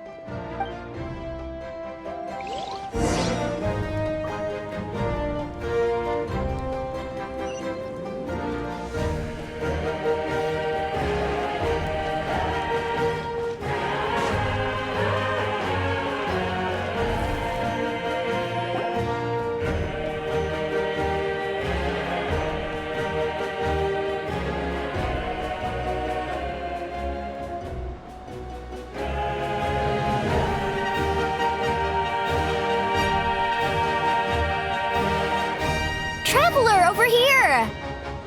Perfect. Our star Outlander has appeared. Oh, you're all here! But, what's with the whole Star Outlander thing? Just my way of saying how awesome you are. We've got a real emergency on our hands, so this is the perfect time for you to show off your skills. Alright, but can we get a quick rundown of the situation first? The Abyss suddenly attacked the Collective of Plenty, the Masters of the Night Wind, the Children of Echoes, and a number of our camps and outposts in the wild. Yes, and the attacks are increasing in frequency. The tribes have plenty of defenses, so they're safe for now, but I can't say the same for the adventurers and merchants stuck in the wild. Chaska and I have been searching for survivors and treating the wounded. We just got back, but we need to head out again soon.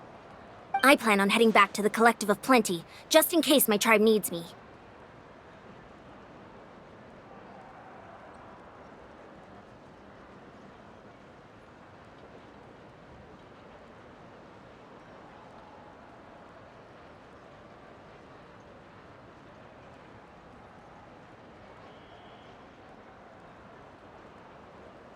What about you, Mualani? Where are you gonna go?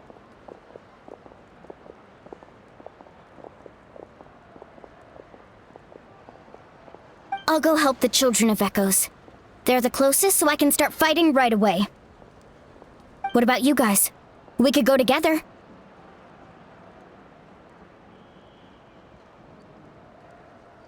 Yeah, that does sound important. No worries. Just leave the Children of Echoes to us. Who knows?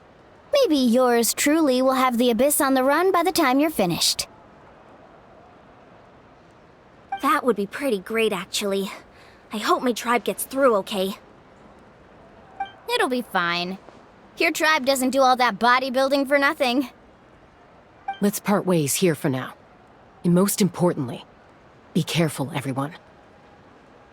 Oh, and some of us need to avoid getting contaminated by dangerous-looking substances. That will make my job a lot easier. Koichi, Do we really have to do this now? It's alright. She's just looking out for everyone. Alright, let's hurry up and talk to the Pyro Archon so we can help the others.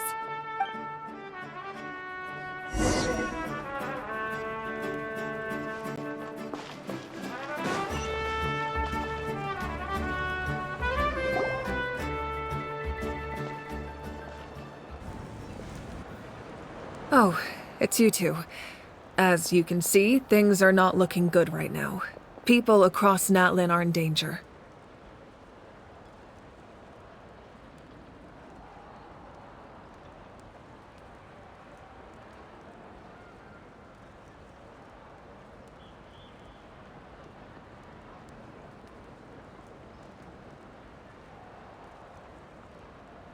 Look, I'm very interested in your recent adventures, but this is not a good time. So we'll have to keep our conversation short. That's alright, we're also in a hurry. We're gonna go help the Children of Echoes after this. What?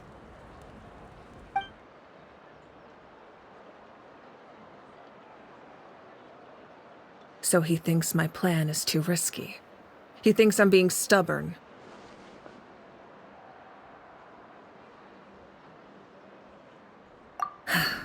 I shouldn't underestimate the Fatui's ability to gather intelligence. The Gnosis does have that function, but there's more to the story. I will answer you honestly, but you must help me keep this a secret. I can use the power of the Gnosis to save Natlan, but it comes at a heavy price. The Gnosis would drain all the souls and memories from the Night Kingdom and weave them into a giant net, which would surround the ley lines and protect them against abyssal corrosion. Wait, you can use souls to weave a net? But does that mean... Yes. It means sacrificing those souls in the process. Souls are just another form of life. The cruelty of this method is self-evident. The Night Kingdom not only houses the souls of the dead, but also our memories and legends. Using the Gnosis means converting all three into material for the net, erasing our history and culture. Even then, the net can still become corroded. If we cannot find a way to repair the damaged ley lines before that happens, then all those sacrifices are for nothing. Given the enormity of the price, it's a solution I refuse to consider right now. I want us to win, but I also care about how we win, and what that means for us in the end.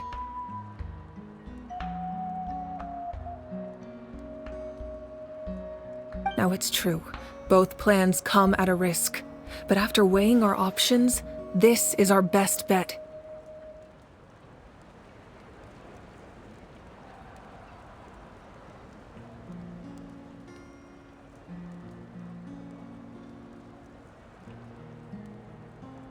Natlan is unique among the nations of Teyvat. Given the ever-looming threat of the Abyss, the Pyro Archons had to account for the worst-case scenario. Having a contingency plan is our duty, not just to the people of Natlan, but to all who live on this continent.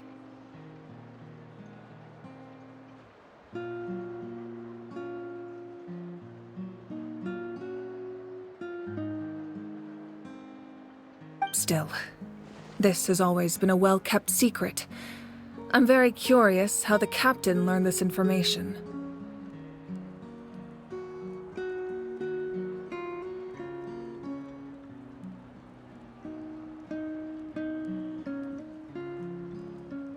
Oh, one more thing? The captain said he found another way to solve the problem. Could be equally as extreme, though. Without the Gnosis, he should have no other option. But I see no reason for him to lie. Seems like our only path forward is to track him down, so he can answer that question for us.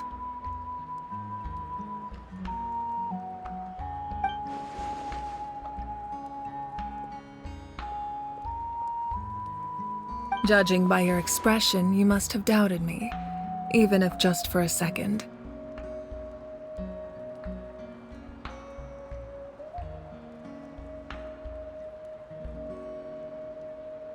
Not even a little! We would never— Wait, what are you talking about,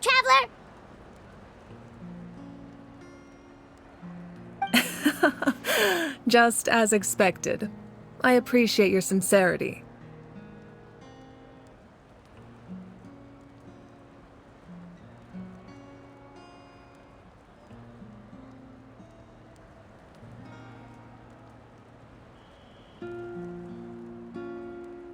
Maybe it was out of caution, anxiety, or simple curiosity, but know this.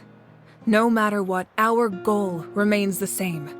We both want to save the people of this land. So now that you have your answer, do you still doubt me?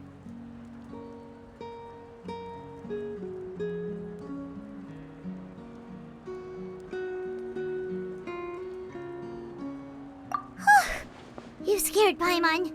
You've really got a lot of guts, Traveler.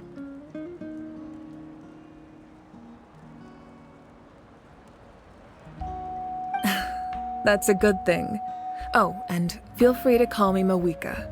It's what all my friends call me, and I like it that way. As for the captain, the intelligence officers we assigned to the Fatui should be back soon. We'll get our answer then.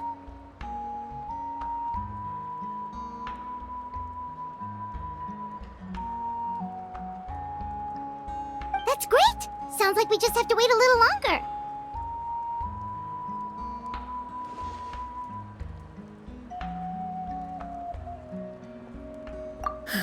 Not just yet. Even though the Abyss is attacking several locations at once, I'm confident the warriors stationed in those areas can handle it. Don't worry. I just need to finish coordinating our available manpower, then I'll take a small team to handle the difficult locations.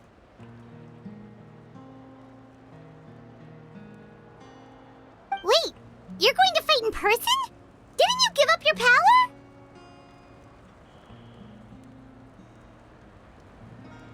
That's true. I'm far less powerful than a god in my current state. But don't forget, I was an experienced and powerful warrior before I ever became the Pyro Archon. No matter how you look at it, my duty is on the front lines.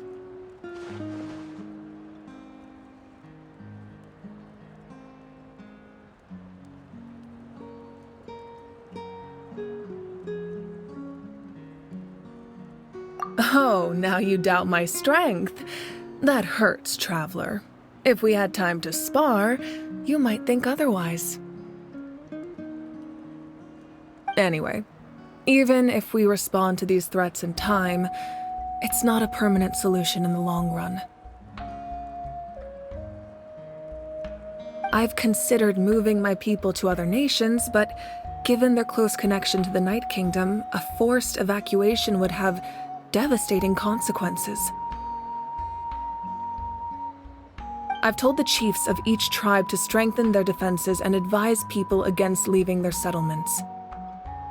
Now, I just need to find the right time to disclose the true nature of the crisis to the people of Natlan.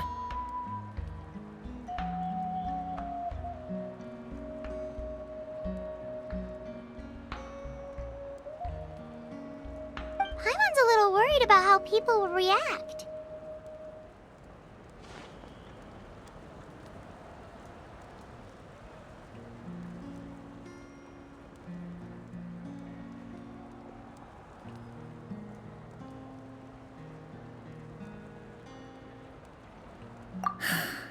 Yes, but that won't be the only response. In any case, that's for me to worry about. I'll let you know when we have more information on the captain. Alright, we should head out. Maybe we can join up with Milani. She can't be too far ahead. No need to worry about me.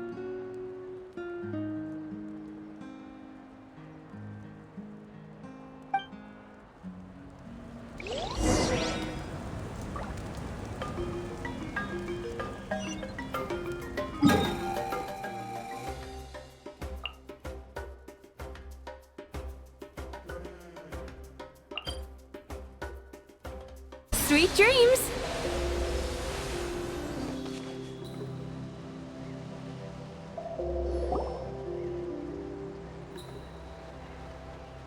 Quick, over here! To safety!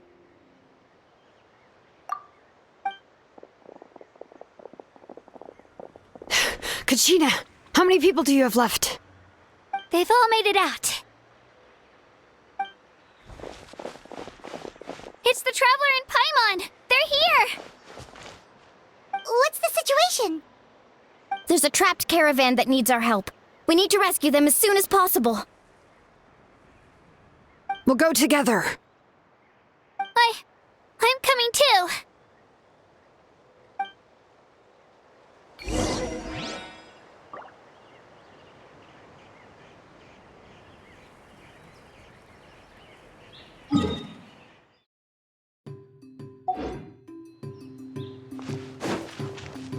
Time to relax.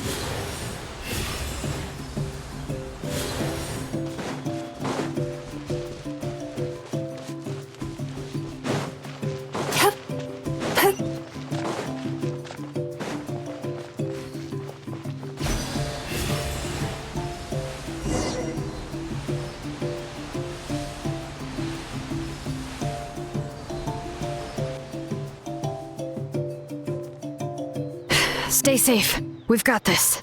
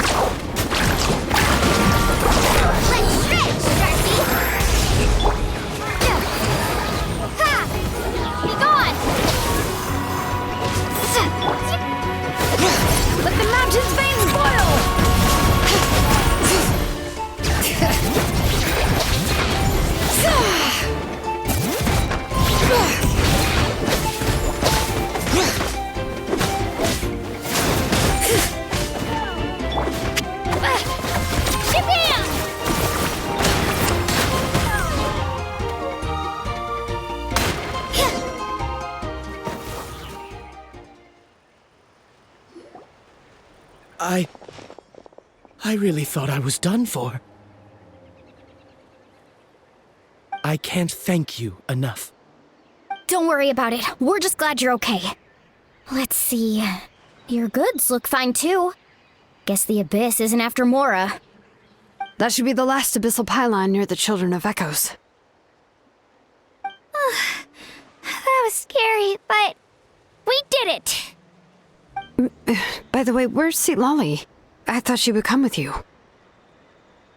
The Masters of the Nightwind also got attacked, so she went back to help her tribe. She said we can deal with the ancient name later. Yeah, that makes sense. The attacks are more urgent. Alright, this isn't a good place to talk. Let's head back to the tribe.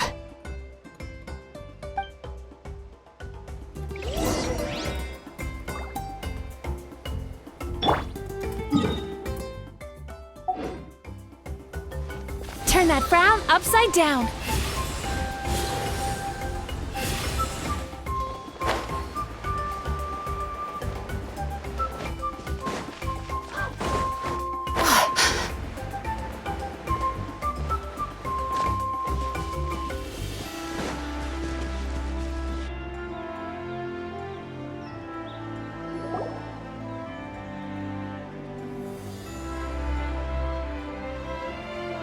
Looks like a few people were hurt after all. Oh, I should have got here sooner. The Abyss threw a lot at us at once. I rushed out as soon as I heard the alarm, and there were already so many monsters. Before long, Kachina brought over a whole group of warriors, and just like that, we destroyed several pylons as a team. I wasn't in charge or anything. We just happened to be together.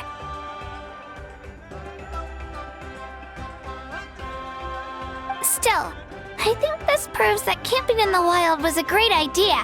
That's how we were able to respond so fast. Sleeping on the wet grass was pretty uncomfortable, but it was worth it.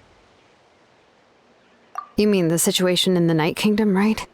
Yeah, I feel the same way. We've managed to keep it a secret all this time, but more and more people are realizing something's wrong. It's impossible not to feel anxious when things are getting worse by the second, and all we can do is wait. And we still don't know when the final two heroes are going to appear. That just means we need to buy the Pyro Archon more time. Keep pushing, everyone. Every battle is worth something. You really are an eternal optimist, Mualani. You always find a way to cheer people up. Why, thank you. I guess it's one of my better qualities.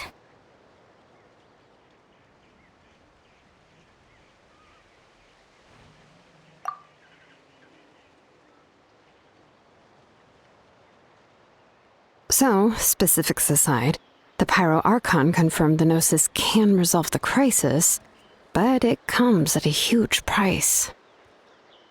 And somehow the captain finds out about it, goes to fight the Pyro Archon, and calls her out for having a solution but refusing to use it. Honestly, if he has the same information as us, I can't really blame him. It's probably because our plan is so risky. We don't even know if the 6 heroes will reunite in time. We talked to Moika before we left the stadium. According to her, the cost of the captain's plan is too high. And, well, it makes sense. If that was truly the better choice, she would have picked it. Yeah, I trust the Pyro Archon. When I was upset about Kachina's disappearance, she was really sincere and patient with me. Plus, she burned down all those precious mementos for Kachina. She's already proven how much she values even a single person's life. When it comes to Natlan's survival, there's no way she would hold back. I agree. Maybe the captain weighed the costs and came to his own conclusion, but I'm sure we have different priorities. Life is important, but so are history and memory.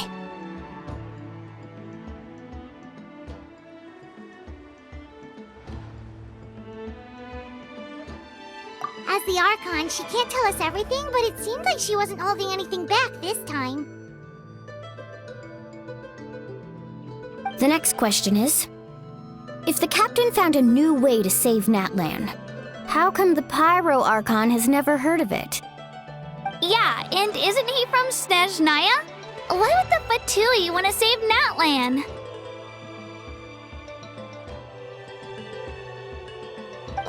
This is all super confusing. We still don't have enough information. Once we figure out what the Fatui are doing, we'll have our answer. Let's head back then. Moika said her intelligence officers should return soon. With how many Fatui there are, someone's bound to give something away. Sounds good. I have a few theories of my own. With a bit more information, we just might get to the bottom of the whole thing. Want to join our garrison, Mualani? I was just about to ask. Count me in.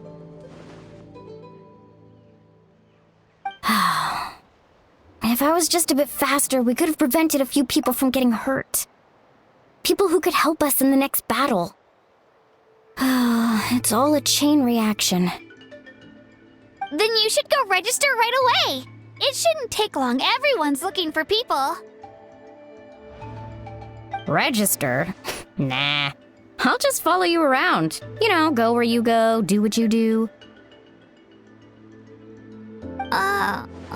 Okay, but then you have to follow my orders.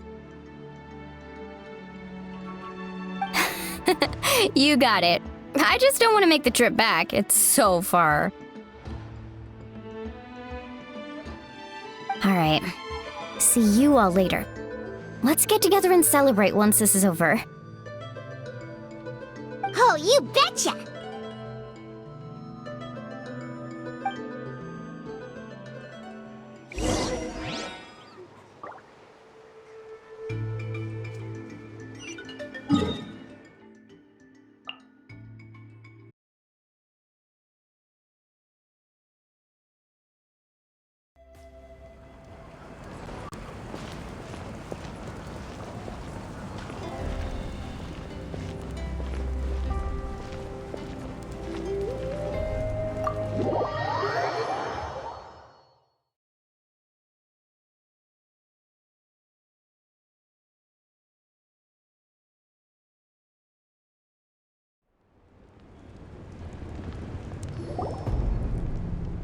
Moika!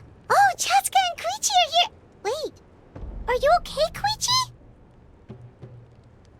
I'm fine. No need to worry.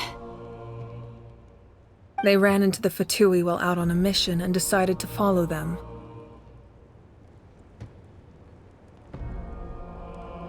The Fatui? Calm down and let me explain. Here's what happened.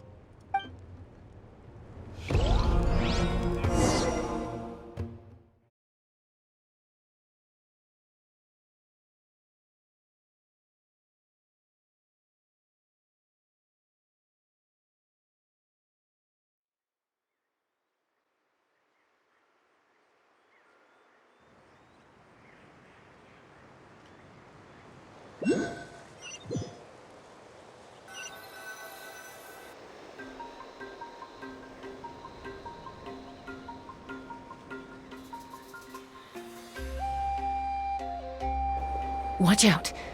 It's the Fatui. Were they attacked by the Abyss? No, wait. It looks like they're protecting a group of travelers. Over there. Do you see?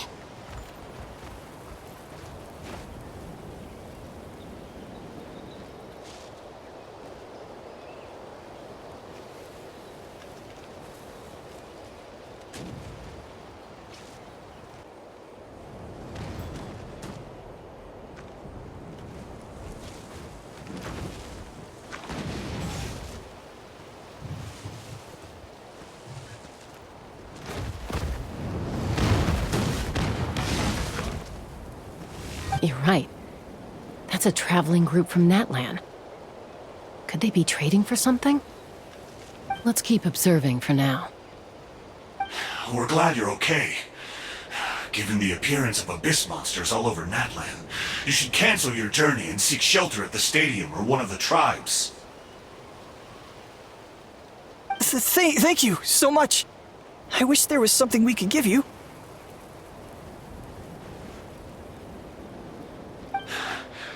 We don't expect anything in return. We were out on a mission and saw you being attacked. It was our decision to help. If you truly wish to repay the favor, you can keep this a secret. If anyone asks, just say you were saved by warriors from Natlan. Oh, okay. We can do that. But... We're not asking you to cover up our activities. We haven't done anything illegal. Our captain simply wishes to remain undisturbed. Nonetheless, the decision remains yours. If we wanted to keep you quiet, we would have employed a harsher method. Got it. We'll get going now. Did you hear that? They mentioned a captain.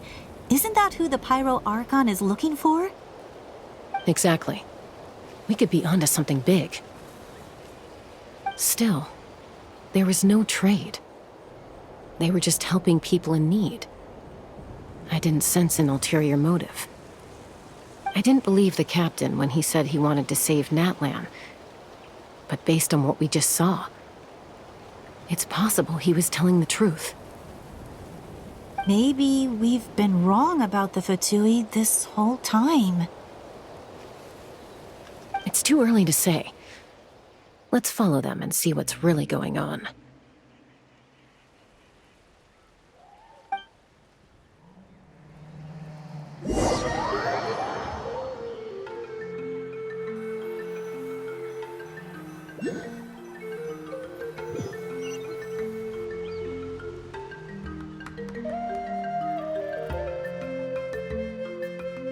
So this is where they were headed. Looks tricky. It's heavily guarded on all sides.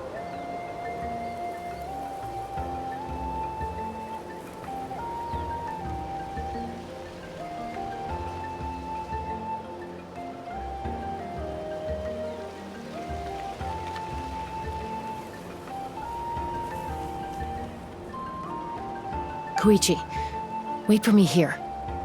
I'll go in and check it out. Oh, no, you don't. How are you planning to get through all the guards? Look, I can use this terrain to my advantage. With our tribe's special way of getting around, I doubt they'll see me coming.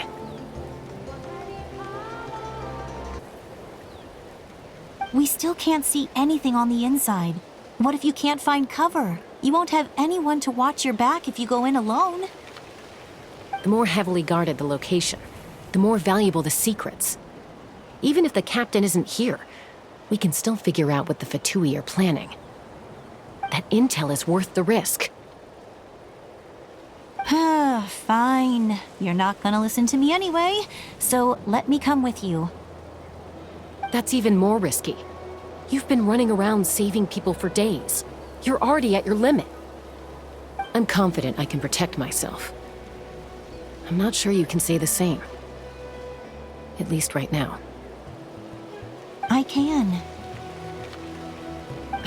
You really believe that? Fine, don't believe me. But you can't honestly tell me infiltrating a heavily guarded Fatui hideout all on your own sounds more reasonable. You know, growing up, even if I insisted on doing something, it never gave you any trouble. I'm not sure you can say the same. All right. If we start arguing, this will never end. We can't let this opportunity go to waste. Guess that means I win. Don't worry, you're not the only capable young person from our tribe. I can handle this.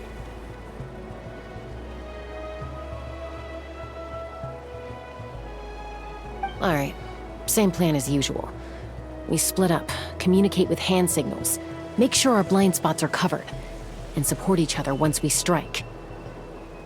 Got your ropes? Yeah, let's go.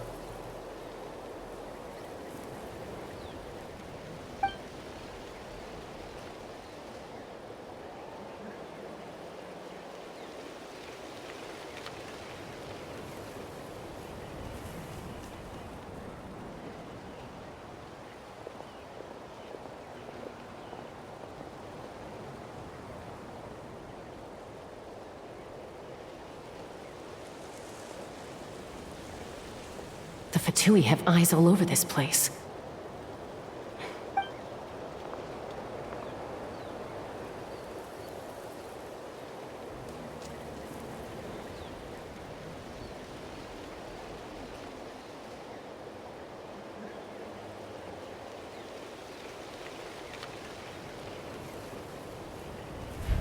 Now.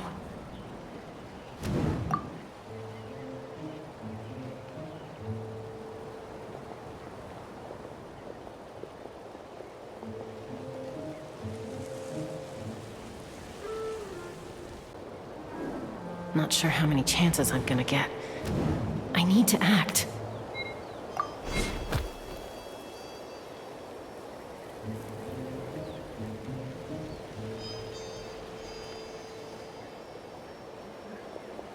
Good. I made it without getting caught. I should get to that platform over there. But it's guarded by the Fatui. Koichi should have line of sight. I'll wait for her signal.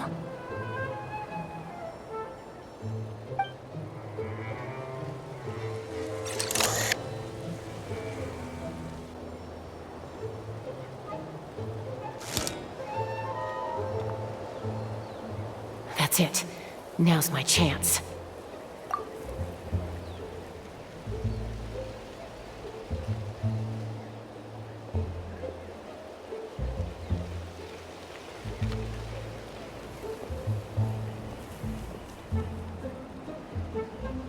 It's no use staying in one place. I should keep moving. Looks like Chaska is helping me by keeping an eye on the Fatui movements. I'll wait for her signal.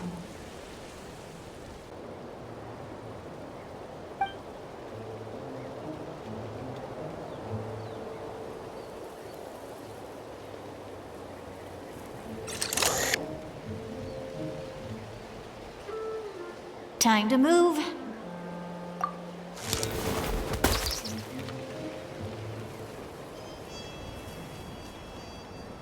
Whew! That was close. Almost got caught. Probably can't make it over in one go. I'll wait for my next chance. Now's my chance.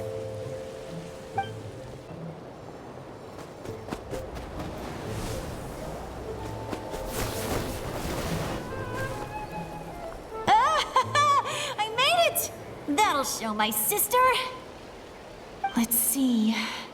The Fatui's occupying all the best locations. If we could just get past them somehow. Wait, I've got it!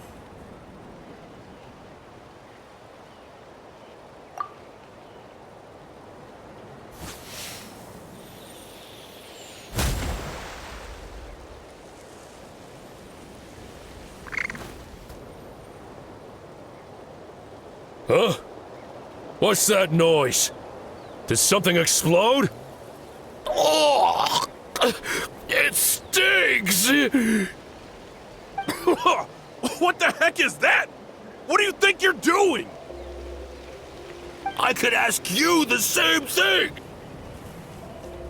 Good, they're arguing. Looks like they just needed an excuse. They've probably had enough of this job already. The people on the hill over there left to help their comrades. This is our chance.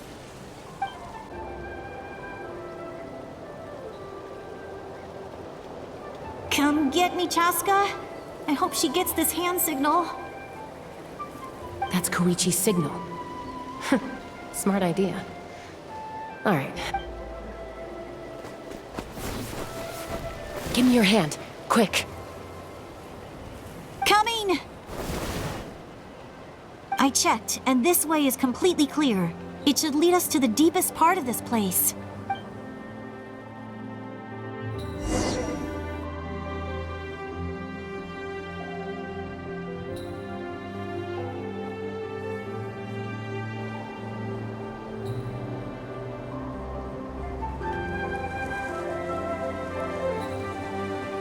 Well, I was pretty helpful, right? You know, everyone usually jumps at the chance to work with me. Not my own sister, though. No, she avoids me like her life depends on it. I was wrong, Koichi. You've done well. Wait, you're just gonna admit it? Now I look like the mean one. Let's focus on the task at hand. We're in the heart of enemy territory. The more time we waste, the more dangerous this becomes. All right. If you're not gonna take the bait, then I'll drop it. Looks like the Fatui are here to dig something up. I'm surprised they mobilized this many people. I doubt it's because they're interested in our culture and history. It seems like they're looking for a dragon relic called the Source Mechanism. The device is ancient. Barely any information survives to this day. And even people from Natland don't know how to use it. Why would this be the Fatui's target? Not bad. Looks like it's in good shape. This should be what our Lord's looking for. Took us long enough. Come on, let's get this thing back. Back? Back where? Should we keep following? You really want to keep going? Of course. We make a good team, don't you think? No reason to stop now. What was that sound? Uh-oh. We've been spotted. Time to go. Falling rock incoming! Watch out for your gadget!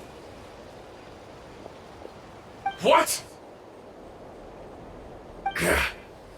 You'll regret that! After...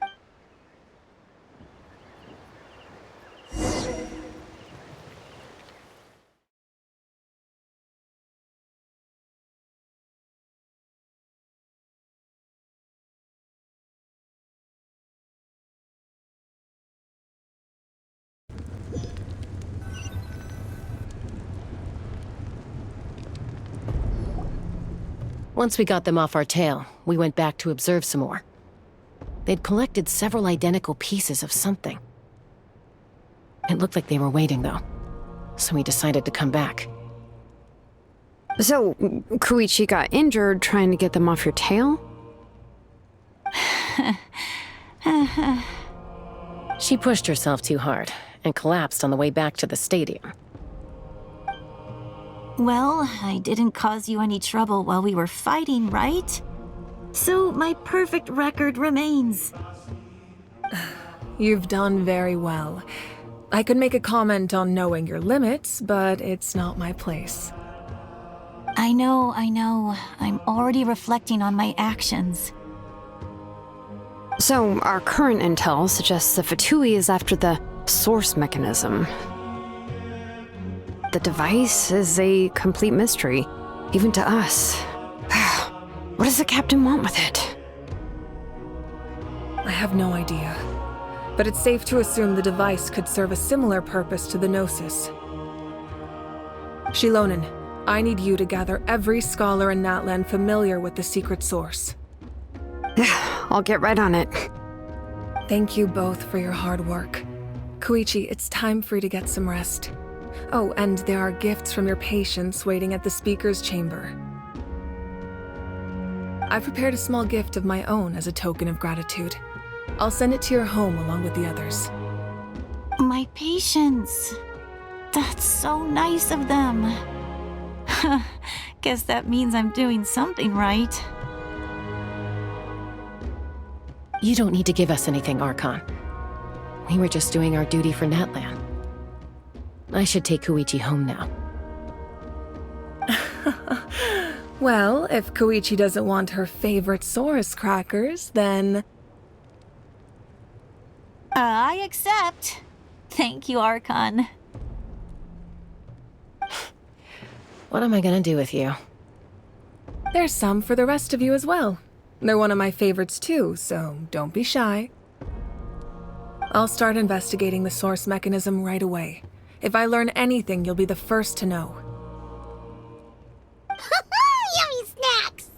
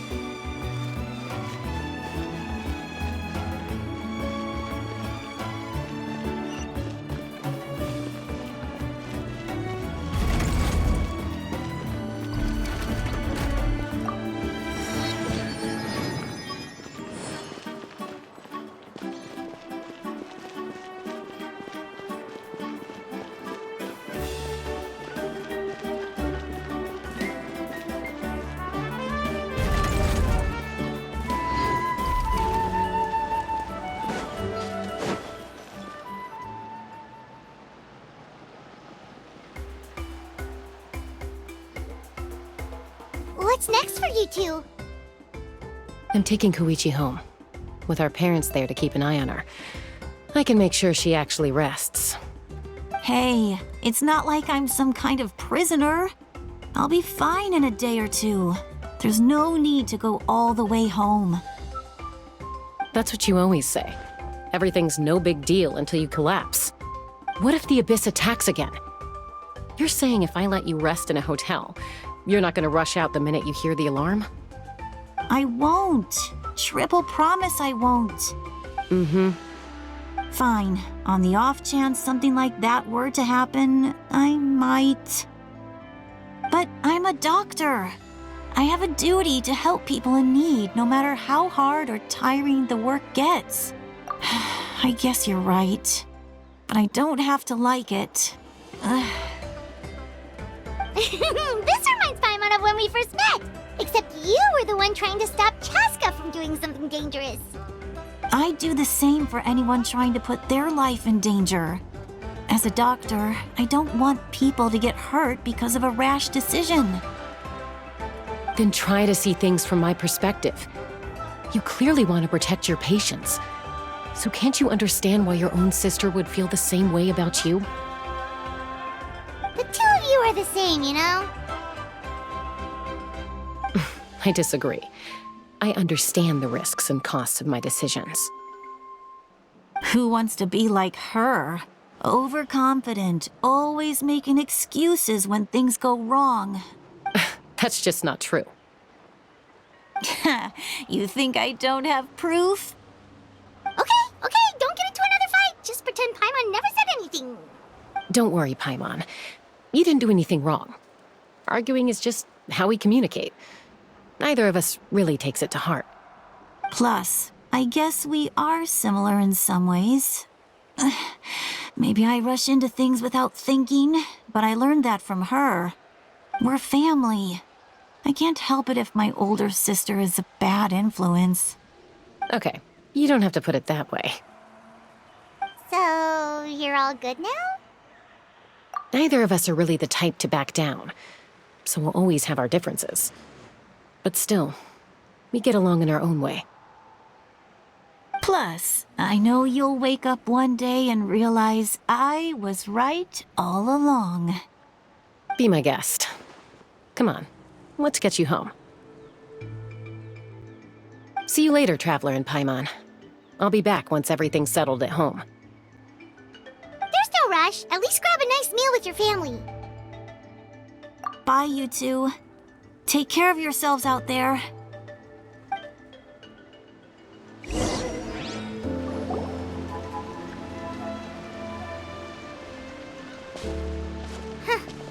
Those two will probably make up for real at some point, right? Well, we've learned a lot. Let's go over everything that we know so far.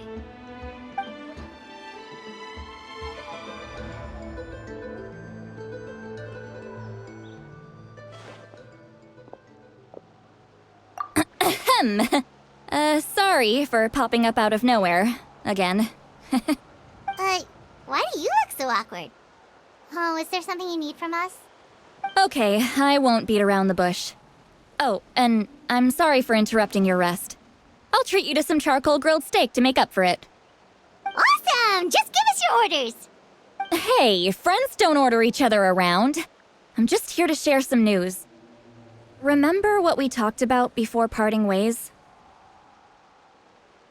Oh yeah, you mentioned how Auroron has always wanted to save Natlan, and something about his soul being fragmented. Paimon and the Traveler discussed it after you left, and we think Auroron is probably back with the captain. What do you think? I agree with your hypothesis. And just now, I confirmed it myself. Auroron came back. He helped the Masters of the Nightwind defend our camp. What? He came back? I told him to give up whatever he's doing, but he refused. He said they're just one step away from success, so there's no way he can back out now. Apparently, he came back to fulfill his duty to our tribe. When he left, he said it was because he still has a duty to Natlan as a whole. Paimon's surprised you let him go at all. I had to prioritize my tribe. Besides, the situation was intense. I couldn't focus on outside and inside threats at the same time. Plus, he was on guard. He knew I would try to go after him, so he made sure to keep his distance. I kept an eye out for a good opportunity, but it never came.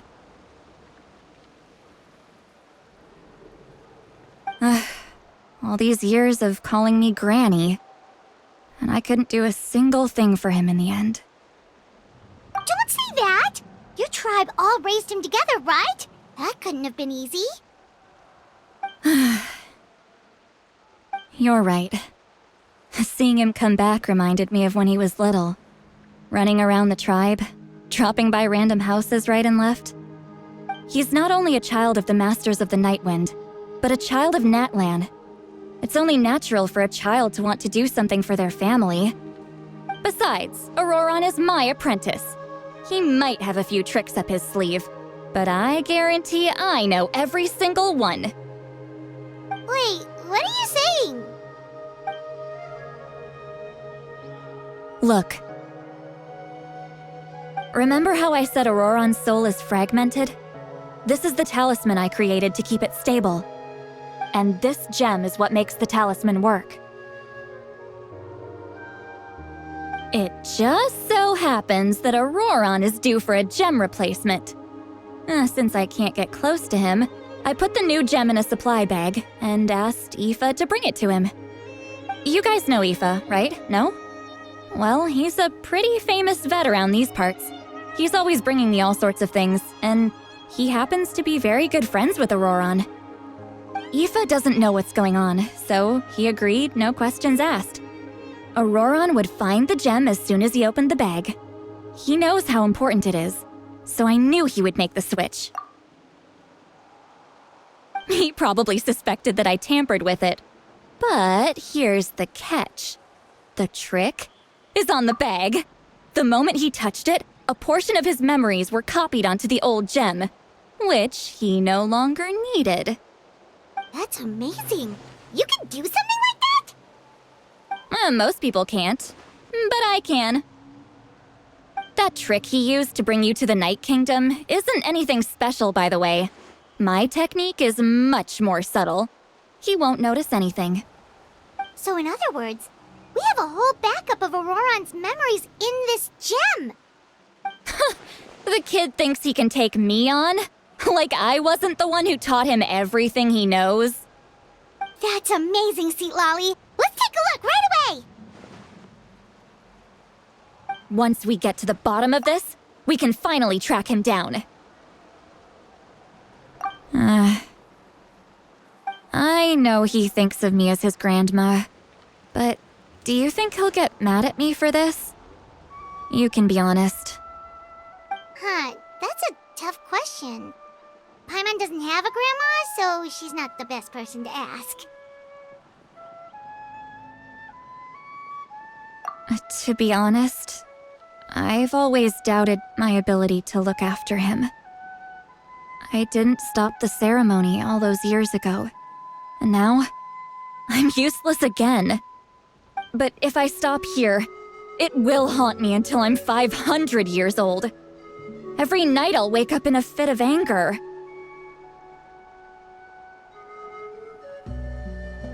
Yeah, you're right. First anger, then tears. Oh, wait! Who are you calling a crybaby? You're just making it worse, Traveler. I need to look at his memory. Even if he resents me, refuses to see me, or runs away for good.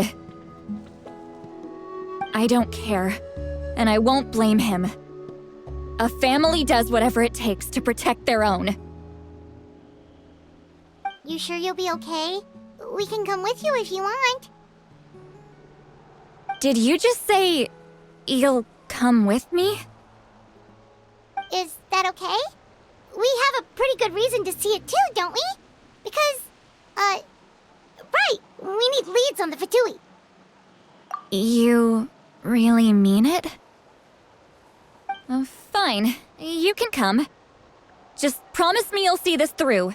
No backing out. Got it? Don't worry, we're professional adventurers.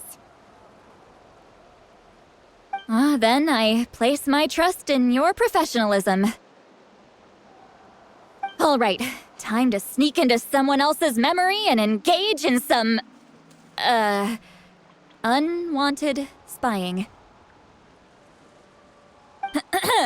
You heard it here first. I wouldn't be doing this if I had any other choice. Are you ready?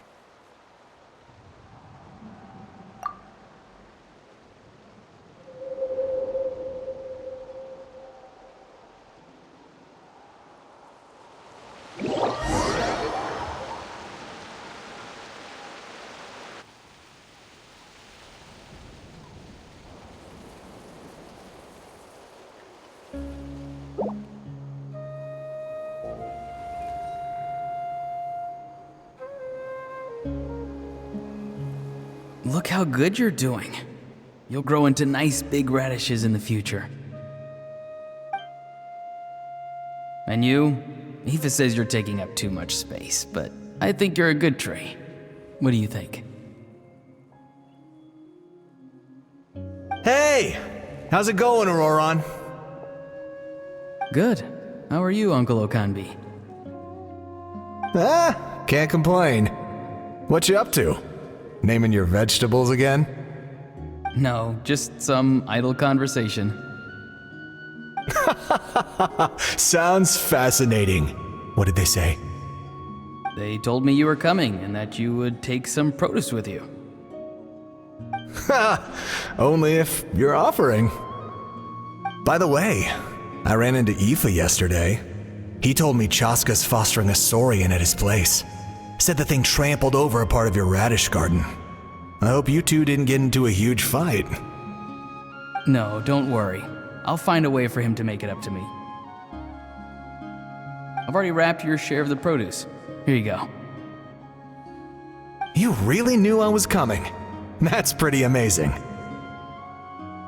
Light up the smoke and you can see the path through the shadows. That's what everyone says. Hey, have you seen that strange group of people that just appeared out of nowhere? Appeared out of nowhere? I don't think so. It's the Fatui. Their leader seems like a big deal. He didn't bring many men with him, but they're all elite warriors. It seems like they're looking for someone, but I wouldn't go around asking too many questions. If you run into them, be careful.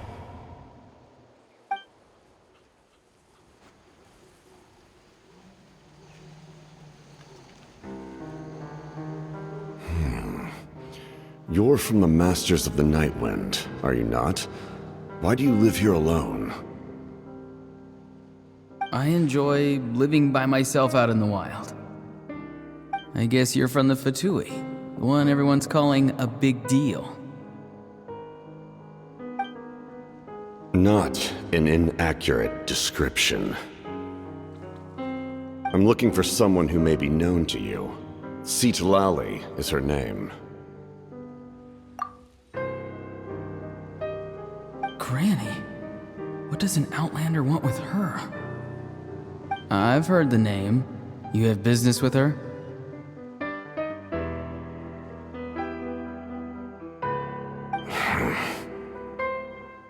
There's no point to further questioning if you insist on hiding things from me. I shall seek answers elsewhere. Oh, he could tell I was lying and now he's leaving? He gave up just like that? Hey! At least tell me why you're looking for Citlali. It's none of your concern. I have my own means of tracking her down.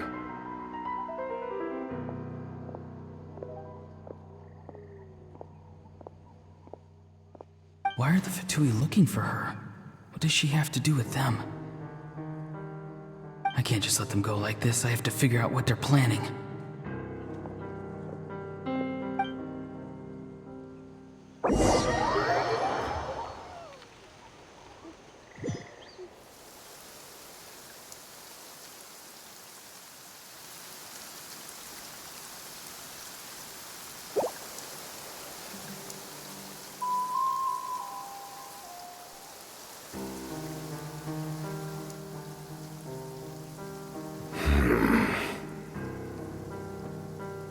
They've just been studying the ley lines and asking for leads on Granny. I can definitely rule out some sort of invasion. The situation has seen no true improvement. The Pyro Archon did not fulfill her promise. My lord! Ignore him. He is no threat. He knows I'm following him, but he doesn't seem to care. He's strong, I can tell. But there's something unusual about him and also familiar in some way. I can't describe it.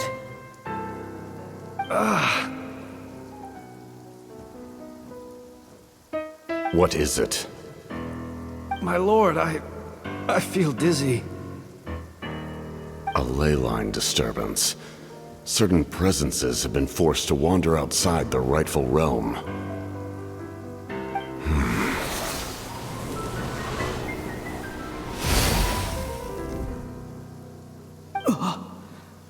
That was a spell from the Masters of the Night Wind. How did he know that?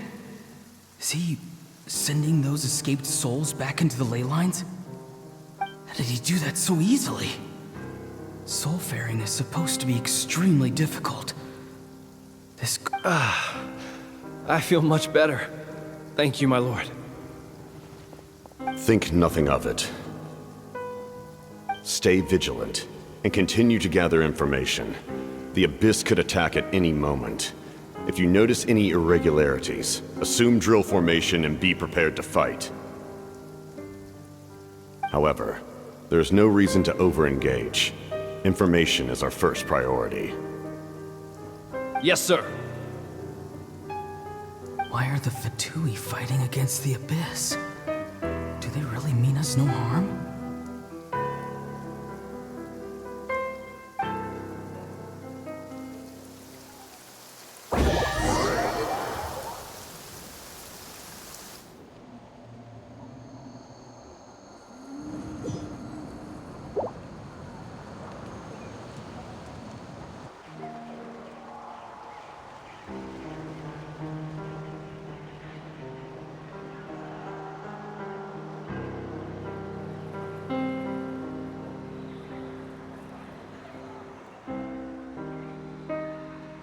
I've been following him this whole time and still they ignore me? Do they really not care?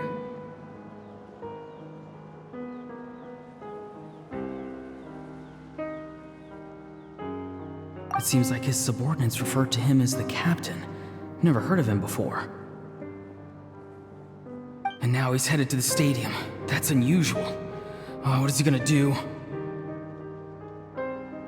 You two, with me. Everyone else, wait here as instructed. Send word to the other teams to retreat immediately if this fails.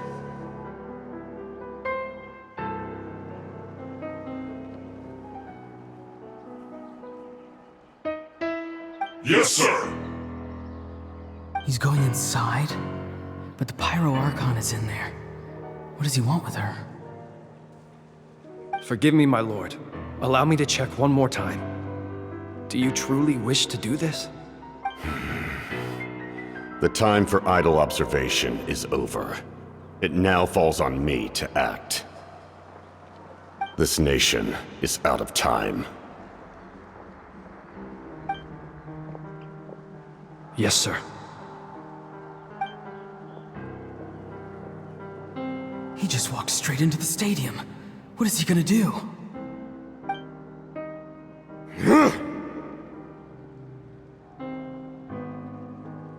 They're both incredibly strong. How long will they have to fight until someone comes out on top?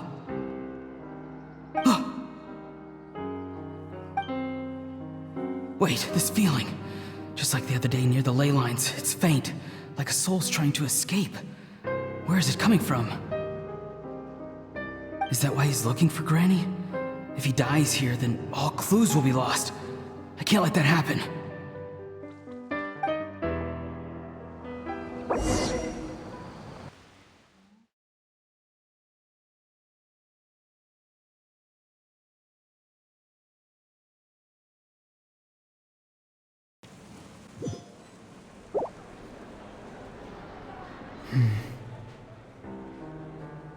As for you, I must confess, I did not expect that little trick of yours to save the day. No matter how dense the fog, as long as the sun remains, we cannot turn day into night. She could have dispelled it. She simply chose not to. You don't have much time, and you're injured on top of that. I'm beginning to see just how useful you may turn out to be. You heard something from here.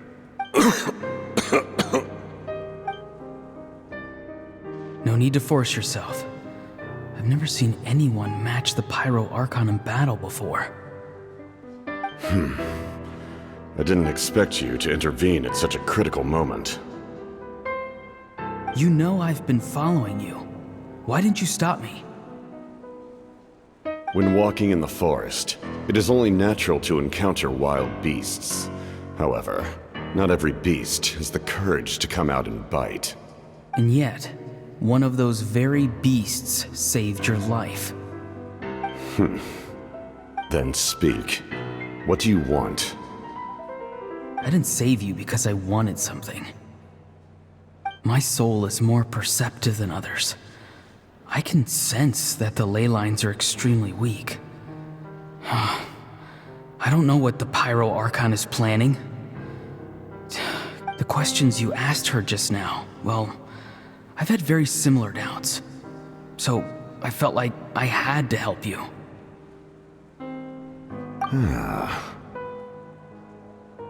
So, you can tell the truth. That was quite a reckless decision to make. I'm not sure you realize that. There's no turning back for me now.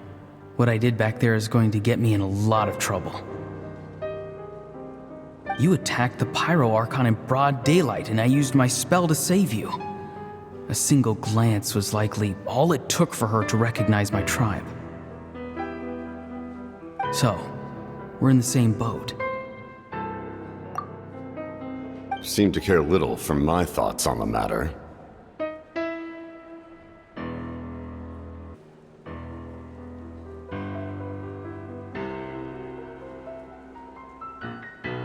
Explain your relation to her first.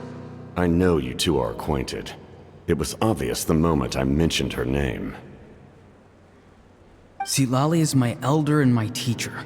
She taught me everything I know. It's my duty to protect her. If you truly wish to protect her, you should have let me perish at the Pyro Archon's hand. Yet, you chose otherwise. Do I really need to tell you what that means?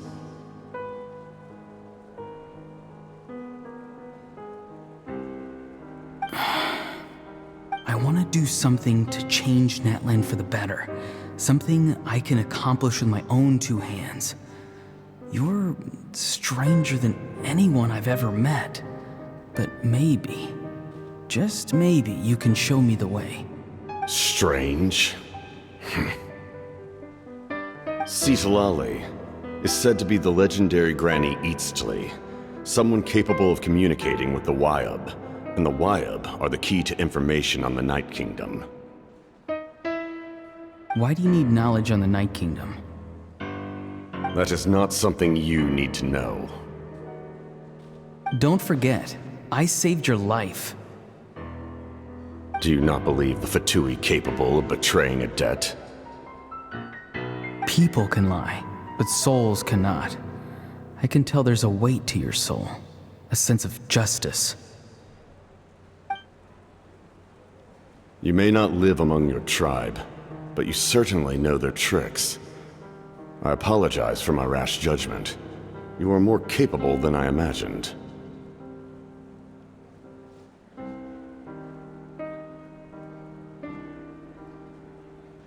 Let's go. We'll see if you have what it takes to join my plan.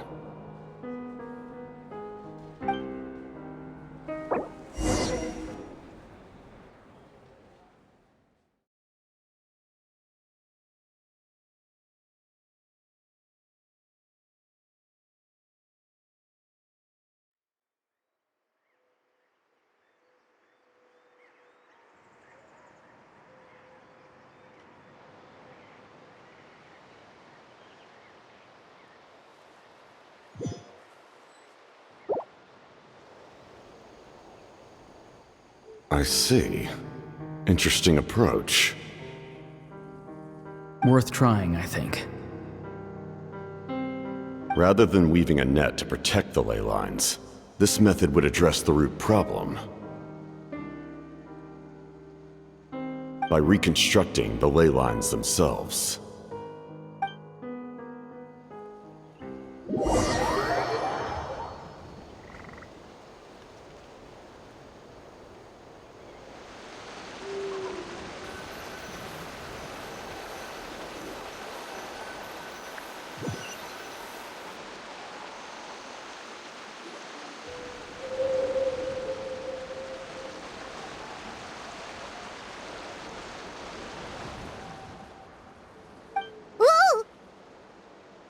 Traveler, Paimon.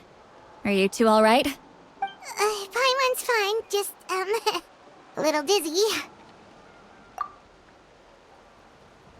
Of course. I'm so mad at him. After everything, he still can't let go of the past. For some reason, he thinks he owes something to the people who cared for him. Stubborn, self-righteous fool. Where's that gonna get him?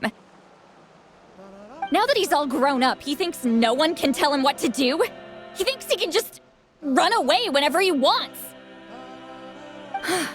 I'll show him. If he tries to run one more time, he's got another thing coming. Maybe stubbornness runs in the family! Like grandmother, like grandson, as they say! Is that supposed to be a compliment? Huh! That kid's got nothing on me.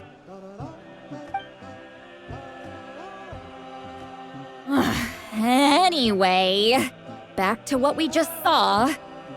I don't even know what to make of it. Yeah, the captain seriously wants to reconstruct the ley lines? What does that even mean? Something like the loom of fate, maybe? But how does that help with the abyss? The loom of fate? Oh, it's kind of hard to explain. Basically, it's a device from Conrio that has unbelievable power. Anyway, if he really wants to manipulate the ley lines, everyone in that land will be affected. Oh, this is big. Which means the captain has been honest from the very beginning. Auroron's memory proves that. Why is he so obsessed with saving Natlan? Oh, we've got to tell Moeka about this right away. Yes, she needs to know about this.